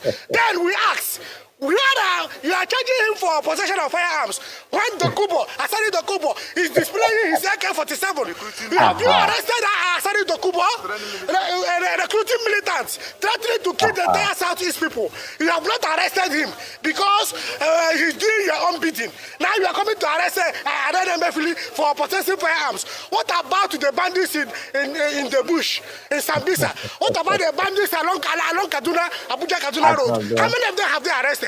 The bandits that are parading AK-47, how many of them have they arraigned for possessing AK-47? They don't know where the bandits are. If they don't know where the bandits are, don't they know the man who goes to visit the bandits and come out? Don't they know him? He goes to visit the bandits in the bush and come out. How many of those bandits in the bush that are having AK-47 has the DSS arraigned? How many? Because Emefiele is from the southeast, or because he's from the south that bears him on them. This is part of the problem right here. Did you hear what he just said? Gbogbo yín lẹ gbọ́ ohun tó sọ, ó ní ṣe torí pé ó ti wá láti southeast ni wọ́n ṣe ń treat ẹ̀ bẹ́ẹ̀. You see, tẹ́ bá pin tó ní kálukú lọ ń lọ ẹ̀, tí gbogbo wa jọ jẹ́ Yorùbá, tí gbogbo wọn jọ jẹ́ Ìgbò, tí gbogbo wọn jọ jẹ́ Haúsá, tí Emefiele irú àrándanrandan ìwà òsì tó wù yìí, ìlú wọn láàrin àwọn ọmọ Ìgbò wọn ló máa ti lọ wò sí wọn tó bá fẹ́ wo irú ẹ̀. Àárín wọn ni wọ́n ti máa bára wọn rorú ẹjọ́ ẹ̀. Ọ̀gbẹ́ni yóò ní máa wá fẹ̀sùn kan gbogbo wa pé ṣé toró ti wá láti south east ló jẹ́ kẹ́ ẹ máa treat ẹ̀ bẹ́ẹ̀. Èmi náà ò ní lọ máa fẹ̀sùn kan ọmọ Ìgbò pé ṣé torí lágbájá ti wá láti south west ló jẹ́ kẹ́ ẹ máa ṣe bẹ́ẹ̀. Ṣé torí pé lágbájá ti wá láti north ló jẹ́ máa ṣe bẹ́ẹ̀. Irú ẹ̀ ò ní máa ṣẹlẹ̀. Oníkálukú máa mọ̀ pé okay, ara wa ni. Ó ṣàṣemáṣe ni nǹkan tó fi dẹ̀ ní kí wọ́n ṣe fún òní wọ́n ń ṣe fún. Nobody will be able to put up such argument as this for any criminal, for any vagabond. But as long as tí àwọn èèyàn kan bá wà tán remain adamant, tí wọ́n yarí pé no, wá Nàìjíríà náà ni kinní kan, despite the fact pé wọ́n mọ̀ pé kò lè work. Gbogbo ẹnu ni mo máa fi ń sọ, mi ò ṣẹ̀ṣẹ̀ máa sọ. Obasanjo gan mọ̀ pé Nàìjíríà ò work, kò dẹ̀ lè work, and it's not the right thing. But nítorí àtẹnujẹ ló ṣe ń ṣe gbogbo ohun tó ń ṣe. Nítorí ìwà burúkú tó kúnnú bàbá yẹn ni bàbá yẹn ṣe ń ṣe gbogbo ohun tó ń ṣe. Ẹ ṣáà gbọ́ nǹkan tó sọ lẹ́nu ọjọ́ mẹ́ta. Ó ní Nàìjíríà ló betray the rest of Africa torí poor leadership. Ẹ wá wo gbogbo lifespan Nàìjíríà, nǹkan tó ń pè ní Nàìjíríà nígbà tá a ti ń ṣèjọba àwa ara wa, yálà tó lógun àbí talágbádá, ó ní iye ọdún tó jẹ́ pé Ọbásanjọ́ ló ṣe olórí náà. Tàbáyọ. So ṣé òun ò sí lára àwọn leaders yẹn ni? Ara ohun tá à ń sọ nìyẹn tí àwọn àgbà Yorùbá máa ń sọ pé ohun táyé bá sọ ẹ́ dà, ó ní wọ́n á fi gbọ́ ẹ tó bá dọ̀la. The same Ọbásanjọ́ that was part of the system that got us to where we are is the same one now pointing accusing fingers, telling us what the problem is, telling us that Nigeria betrayed the rest of Africa. If you count the number of years till Nigeria took by independence, then deduct the number of years that Obasanjo ruled Nigeria. Then go ahead and deduct the number of years that his other boy, Babangida, ruled Nigeria. Then go to Buhari and deduct that too. Láwọn wèrè amọ̀kùn mẹ́kọ̀ọ́ wọn wọ̀nyí. Òun la ṣe máa ń sọ fọ́pọ̀lọpọ̀ pé yes, ọ̀tọ̀ ní ààyè àgbàlagbà, ọ̀tọ̀ nípò àgbà. Ọ̀tọ̀ ní pé èèyàn dàgbà, àbéèyàn lówó lọ́wọ́, àbóṣo lórí, ó ṣe ààrẹ. Ìyẹn ò mean pé àwọn ni the best set of people that can tell you the right thing. No. Especially in Africa, you should know that these people only work for their own selfish interest. And they are only after what they can gain or benefit. They are less concerned about the masses. I mean, the poor masses. They are less concerned about them. And our so-called pastors and imams and afars, most of them don't even care about us. As long as somebody gba wọn náà láàyè tán fún wọn ní leeway láti máa jẹ nǹkan tó wù wọ́n, máa ṣe nǹkan tó wù wọ́n, they will look the other way. They won't say anything. That is why up to now, you cannot see any of our so-called pastors or Daddy Gio and say, Emefiele is a disgrace by what he did. Some of them will still be saying, yeah, that's a faithful man. That's a man that believes in God. What sort of God will honor a man that put other people's life at risk? Tell me the name of that God. Tell me. Ẹ̀tàn tá à ń ṣe fúnra wa ìtànjẹ, ó ti tó gẹ́. We must prosecute them. We must suppress them. In a country, you say we are united and our unity is in our diversity. You just talk, you don't walk the talk. In this country, rule of law must be entrenched. That is why we are here. He must apologize to Emefiele. DSS is not the law. They are established by a piece of legislation. This is a country that runs on law, on rule of law. This man did not come out to say Emefiele has to pay for his crime. He didn't even say Emefiele needs to apologize to the poor masses for what he did. He said the country must apologize to a criminal. You see? The Constitution is our ground norm. That is what we are saying. The Constitution has stipulated that there are three arms of government: executive, legislature, and judiciary. That is why we are crying out. Rule of law must be entrenched. That is the issue. It's not about Yusuf Magaji. He cannot give an order from his office to counter the court. He doesn't have that power. He doesn't. No matter the rifle his name parades, Magaji Yusuf, the DG of DSS, does not have the power to counter court order. He doesn't have the power. That's what we are saying. He is not established by himself. He's established by a piece of legislation. A piece of legislation that is not more than the Constitution. That is what we are crying out for. Tinubu sack this man. This man will give your government a bad image. This man will give your government a bad reputation. He has started with lawlessness, impunity. Look at the way they handled the officer of the Nigerian Correctional Service. Is that what we should expect in this country? We will continue to talk. Tinubu, you have started on a wrong note. The man you have left as DSS Director General is bringing disorderliness in the judicial system.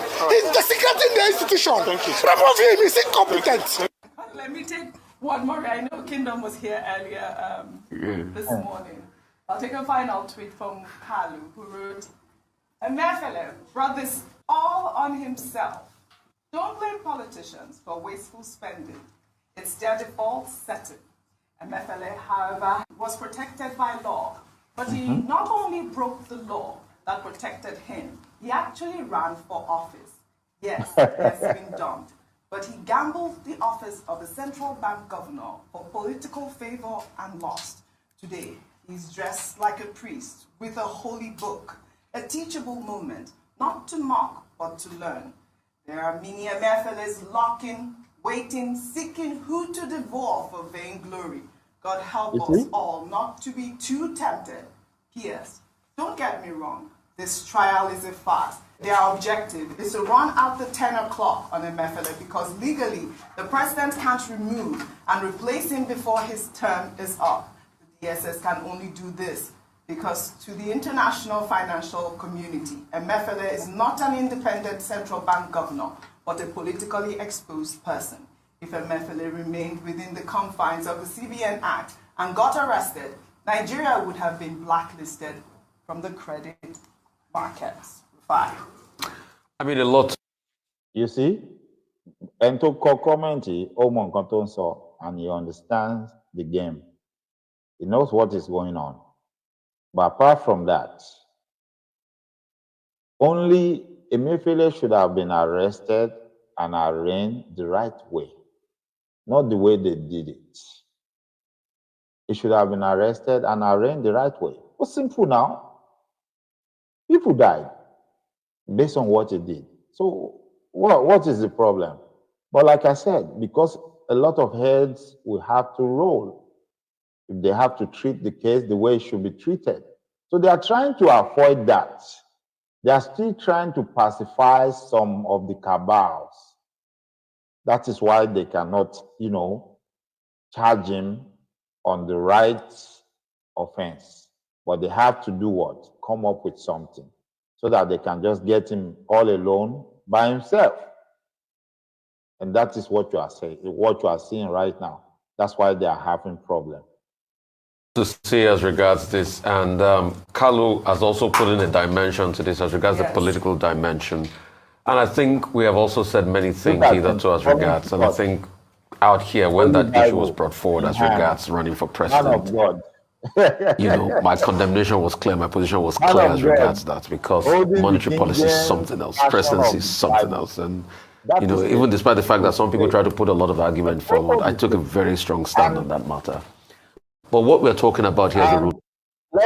Let nobody tell me, thou shalt judge nobody. I'm not judging anybody. I'm just telling you the facts, and I'm showing you the facts.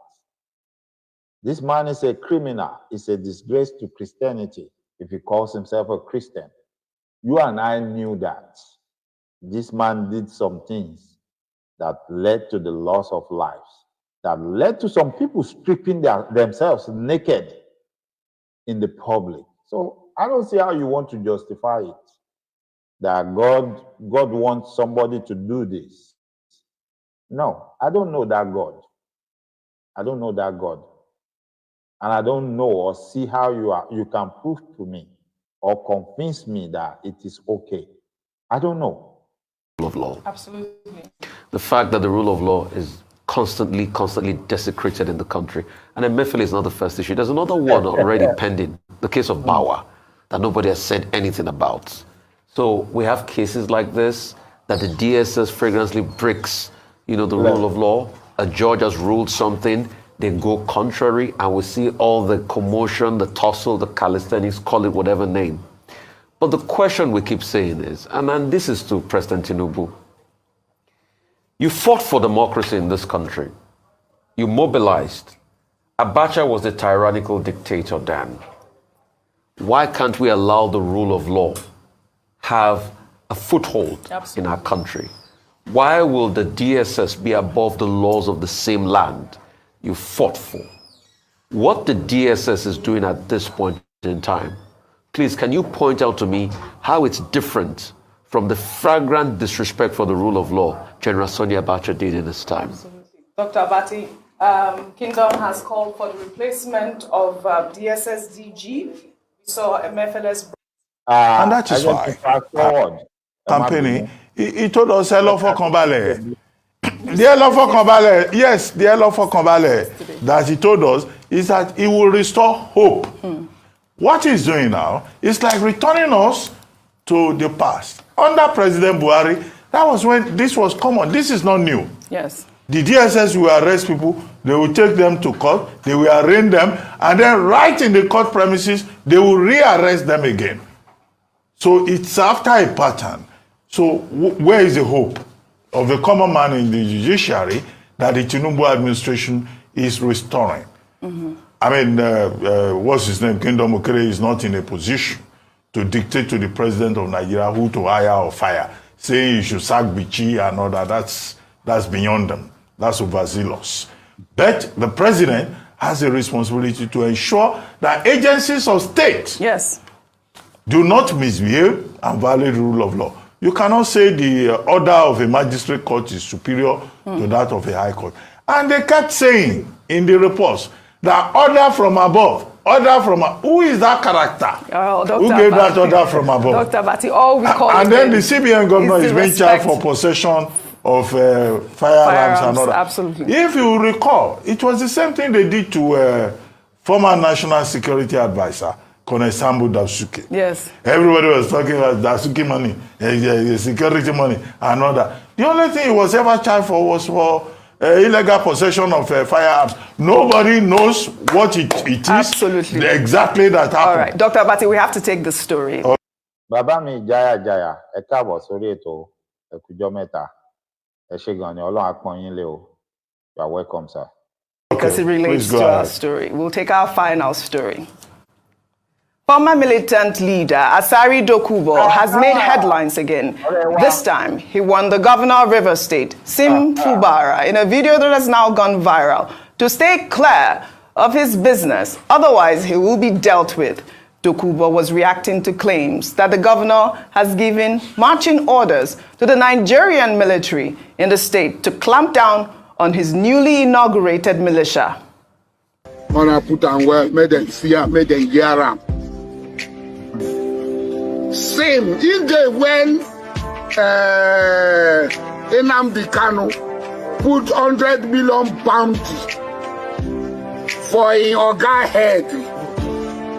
Is a poor one here, so we head. That I know get mouth to talk. We have the capacity to turn Rivers upside down. Ṣé gbogbo alágbọ́n tó sọ ó láwọn ní agbára láti tọ̀nù River State upside down. Ẹgbẹ́ mò ń tẹnu mọ́ kínní ìlẹ́nujọ́ mẹ́ta pé bọ̀bọ́ yìí ní nǹkan ìjagun àti ọmọ ogun already tó lè fi da nǹkan rú. And then kò dúró níbẹ̀, ó ń lẹ̀ mọ́ ààrẹ Tinubu, ó ń pe Tinubu, ó ń súnmọ́ Tinubu, ó ń sọ̀rọ̀, ó tún ń pledge allegiance sí Tinubu. Already ọ̀gbẹ́ni ti ní nǹkan ìjagun, ó ní àwọn ọmọ ogun lọ́pọ̀lọpọ̀. But àlùwàlá ológin ní ẹ̀ ọgbọ́n àti kẹrànjẹ ni. Ó wá ń dọ́gbọ́n, ó ń ṣe bí ẹni tó nífẹ̀ẹ́ pé ó ní nǹkan kan tó fẹ́ ṣe láti protect anything. No. Ẹ̀rù bọ̀bọ́ yìí, ó yẹ kó máa bá everybody. Ewu ti wà lóko ló ń gẹ́ already. Ló ń gẹ́ fúnra rẹ̀ ewu ni. All this gentility tó ṣì ń ṣe, all this callousness, ẹ má rò pé bóyá kò lè ṣe nǹkan kan o.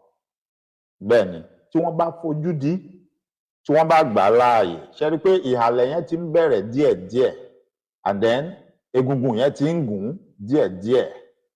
Odidi gómìnà ìpínlẹ̀ kan ló ń bá sọ̀rọ̀ yẹn o. Ẹ máa gbọ́ nǹkan tó sọ sí, ẹ máa gbọ́ ohun tó sọ fún. Gómìnà ìpínlẹ̀ kan ló ń bá sọ̀rọ̀ yẹn o. Odidi ìpínlẹ̀ kan ló ń sọ yẹn tó láwọn lè dàrú o, àsìn òun àti àwọn ọmọ ogun òun, àwọn lè da ìpínlẹ̀ yẹn rú. Ẹ máa gbọ́ nǹkan tó sọ. But we did not do it. They rig election, it's in government house.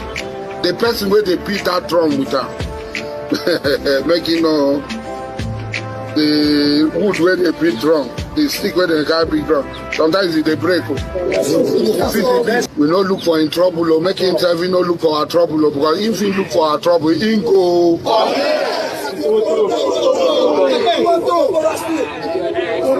If you look for our trouble, you go do what? Under the constitution of Nigeria, whether he be governor or he be anything, we equal to him. He no be anybody. He's just an ordinary citizen like Dokubo Asari. All right, Ayo, what have we become? This is the second time we're taking Asari Dokubo's story this week alone. He's there threatening a governor. This is evidence. The DSS should be on his Absolutely. case. They also have brought him in for questioning instead of targeting other Nigerians who have been charged for frivolous, in some cases, has been explained, charges. It's important that we understand that this is a keg of gunpowder. Absolutely. This is a terrorist organization brewing. We have to nip it in the bud.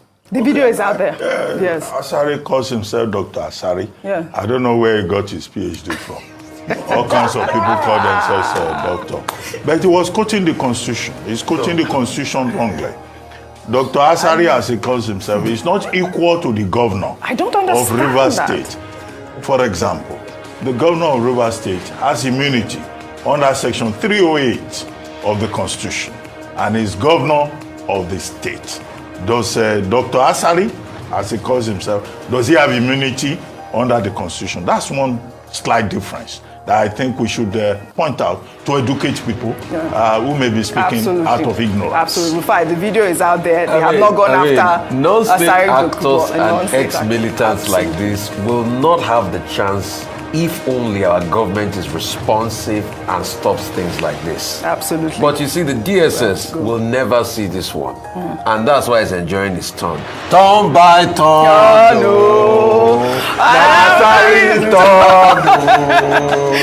Turn by turn. I beg you, make him for your turn. Well, all right. Well, all right. I'd like to thank you all.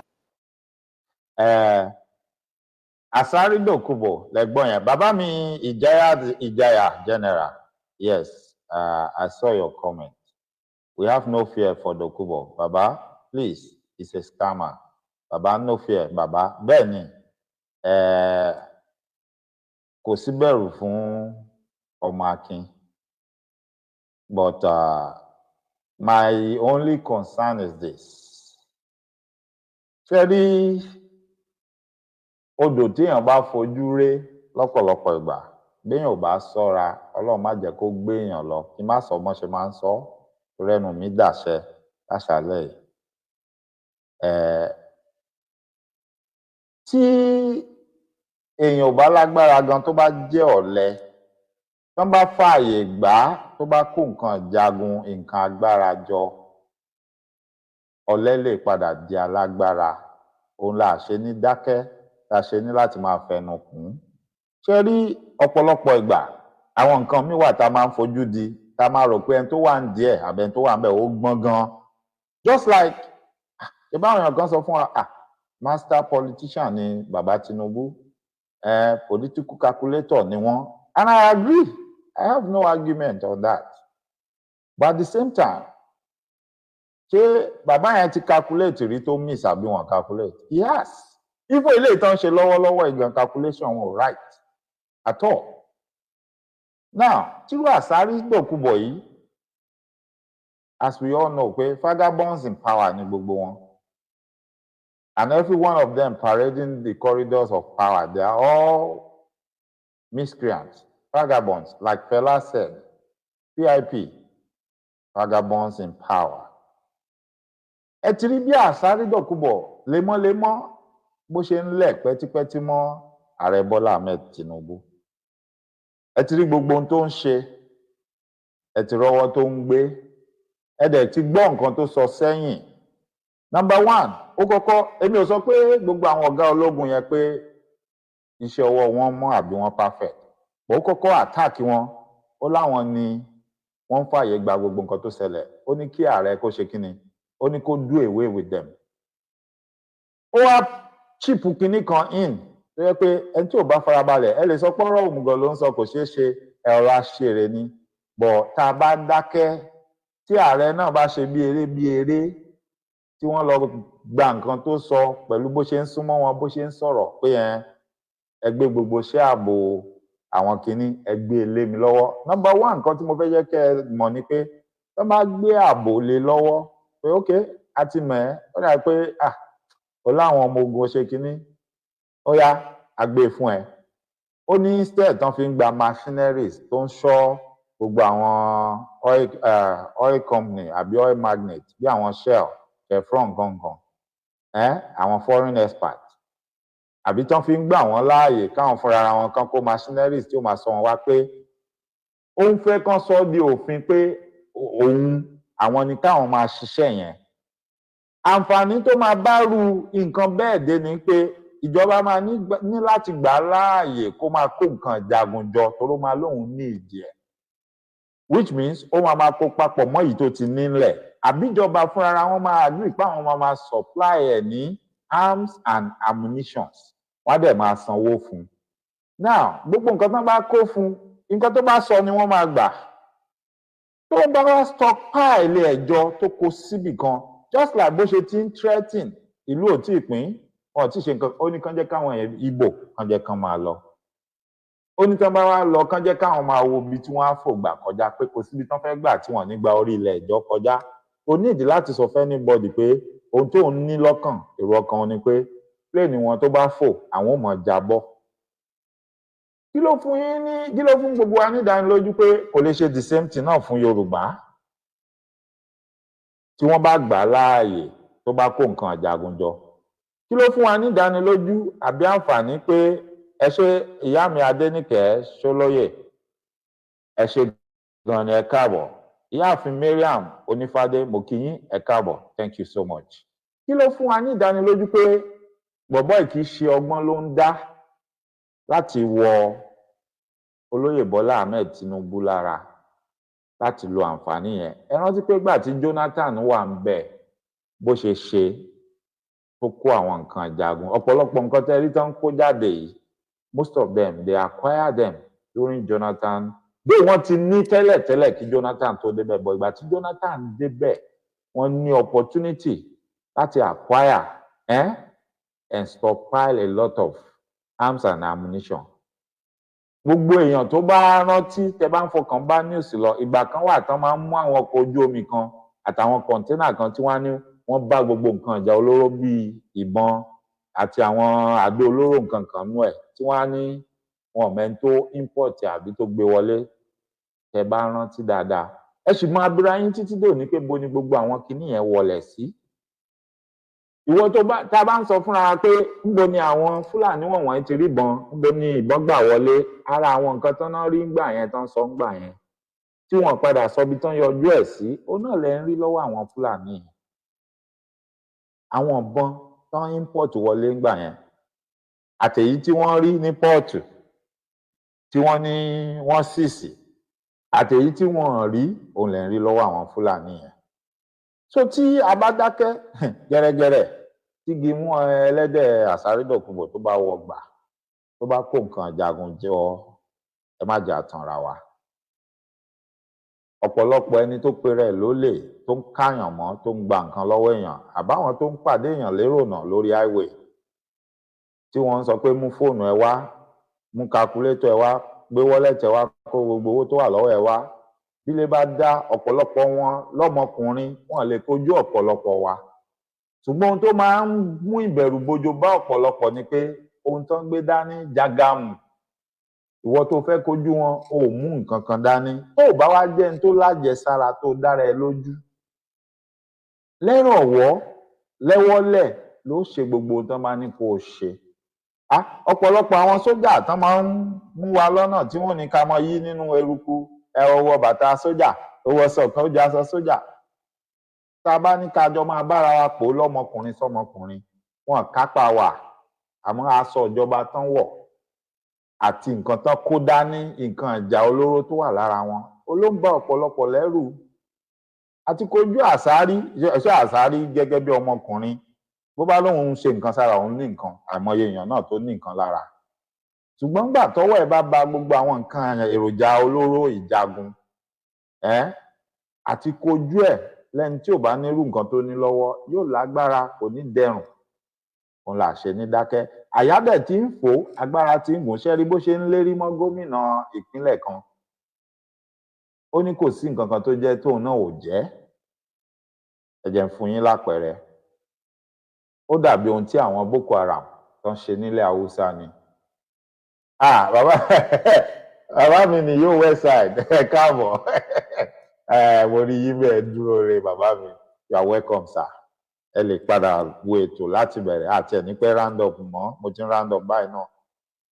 Tẹ́ bá rántí ìgbà tí àwọn Boko Haram bẹ̀rẹ̀ wẹ́rẹ́wẹ́rẹ́ wọ́n ń sá sínú igbó bẹ́ẹ̀ni àti ń ṣe ń sọ̀rọ̀ lénìí àwọn ìlú kan nílẹ̀ Haúsá ní Kano Zamfara abẹ́ àkóso àwọn Boko Haram ló wà àfi tá a bá parọ́ tanra wa wọn ìjọba Nàìjíríà lè máa sọ pé rọ́ ni èmi àti yín mọ̀ àwọn gómìnà wọn gángbà kan wọ́n jáde wọ́n jẹ́wọ́ wọ́n sọ pé àwọn Boko Haram ti gba àkóso àwọn ìlú kan mọ́ àwọn lọ́wọ́ bó ṣe rí njọ́ kínní àná náà ní bí eré ni pé apá àwọn sójà Nàìjíríà máa ṣe kinní kan àwọn military Nàìjíríà ò ní gbà but at the end of the day àwọn èèyàn wọ́n gba agbègbè kan wọ́n gba àwọn agbègbè kan mọ́jọba lọ́wọ́ nítorí kíni nítorí pé wọ́n ti ní nǹkan ìjà olóró àwọn náà lágbára bí sójà bá dé wọ́n á kojú sójà ló bá tán ìdí nìyẹn tó fi léwu pé wọ́n gbọ́dọ̀ tètè ṣe kíni pàápàá jùlọ gbogbo ọ̀rọ̀ tó ń jáde lẹ́nu ọ̀gbẹ́ni àtòhun tó ń ṣe wọ́n tètè ní láti mú so tí wọ́n bá lè máa pe ẹni tí ò ṣẹ̀ tí ò rò tí ò kó nǹkan jagun jọ tí ò gbé nǹkan jagun jáde wọ́n lè máa pè wọ́n pé kán wá àjọ DSS fẹ́ rí wọn wọ́n lè máa arrest wọn wọ́n lè lọ máa bombard ilé olóyè wọ́n lè gbé Nnamdi Kanu ọ̀gbẹ́ni Asari Dokubo ó ti sọ nǹkan tó worst tó jẹ́ pé ó yẹ kán ti gbé kó wà lọ́gbà ẹ̀wọ̀n gbogbo ẹnu mo lè fi sọ the same thing goes for Gumi ẹ̀rí pé náà ń sọ nínú ọ̀rọ̀ ẹ̀ ṣẹ́tírí ìdí nìyẹn tí wọ́n fi lè máa wo orú nǹkan báyìí níran ẹ̀rí pé ìgbà tó náà ń sọ̀rọ̀ ṣe oníṣèbí Gumi wà ń bẹ̀ òun ló ń lọ ń kó fáwọn bandit Tinubu wọn ṣe lọ gbé ká ní wọ́n ti gbé Gumi tó ti jẹ́ kí Gumi ó fi mú kó ata òfin Asari Dokubo ní máa rìfà ń gbogbo wọn sì pé ẹ ṣe gbé Gumi kò ní lè sọ kò ní lè fi mọ́rọ̀ bọ́ nísìnyí ó ń sọ ní wọn gbé Gumi wọn ní kan wá gbé òun àtòun àti Gumi kò sí yàtọ̀ nù wọn nǹkan kan ni wọn Gumi is a threat Asari Dokubo is a threat we are Yorubas we want out we want to live we don't want to be part of Nigeria. And we are asking that it should be done in a peaceful manner. We want to part ways amicably. We are not trying to make enemy with anybody. Now, ìgbà míì wà o, b'Elédùmarè bá ṣe ní nǹkan máa rìn ló máa rìn, ìgbàgbọ́ tèmi nìyẹn. Àmọ́ bí ò bá tí ì rẹ̀ jà, ẹnìkan ò kì í là á. Bẹ́ẹ̀ ni, ẹ̀kọ́ á dẹ̀ padà fojú mímu hàn.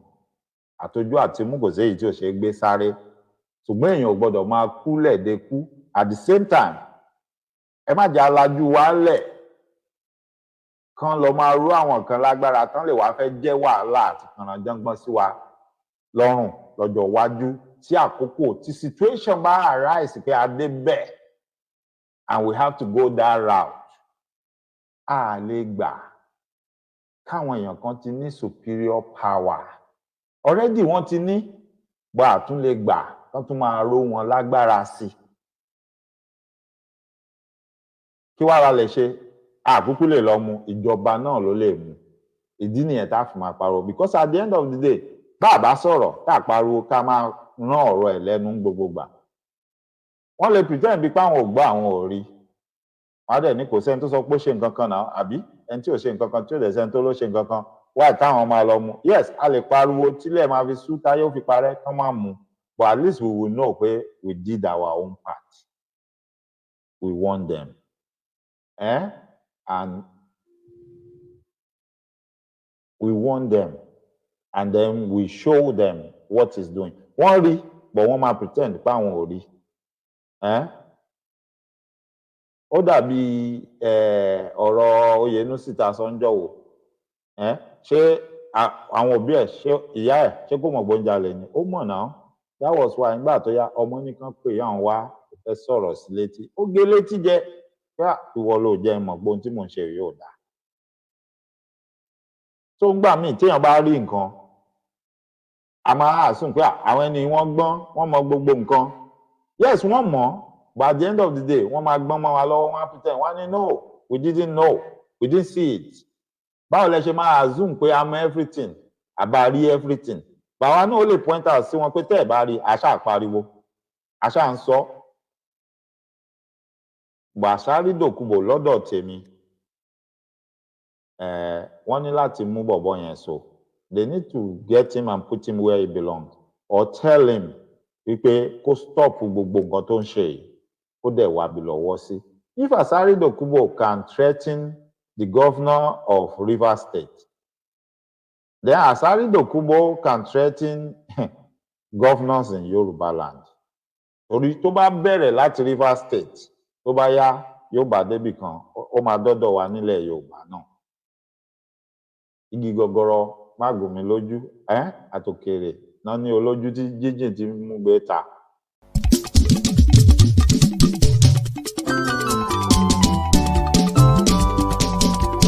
Àràbà tẹlifíṣàn ni ó online TV táráyé ń gbọ́.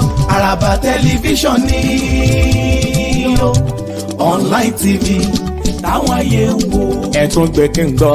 Àràbà tẹlifíṣàn ni ó wọ́n gbọ́ káàkiri. Online TV táráyé ń gbọ́. Àràbà tẹlifíṣàn ni ó online TV àwọn ayé ń wo. Àní bó jẹ́ ti ká pèdé àsìkò bó jẹ́ ti ká kàròyìn bó ṣe ń lọ o káàkiri àgbáyé. Ọ̀gá ni wọ́n o láwùjọ sọ̀rọ̀sọ̀rọ̀ kíkẹ́ olóbùrò ọjọ́ tẹ́ yẹ́kẹ́yẹ́. Àní nílùú London wọ́n ń gbọ́ wa. Àní l'Amẹ́ríkà o wọ́n ń gbọ́ wa. Ní gbogbo Yúróòpù pátá wọ́n ń gbọ́ wa. Ọmọ Yorùbá ní diaspora wọ́n ń gbọ́ wa. Ojú wa tó lé ojú wa tó kó ọjà tábà tún wá polówó láráyé fẹ́ràn. Àràbà tẹlifíṣàn ni ó online TV táráyé ń gbọ́. Àràbà tẹlifíṣàn ni ó online TV táwọn ayé ń wò.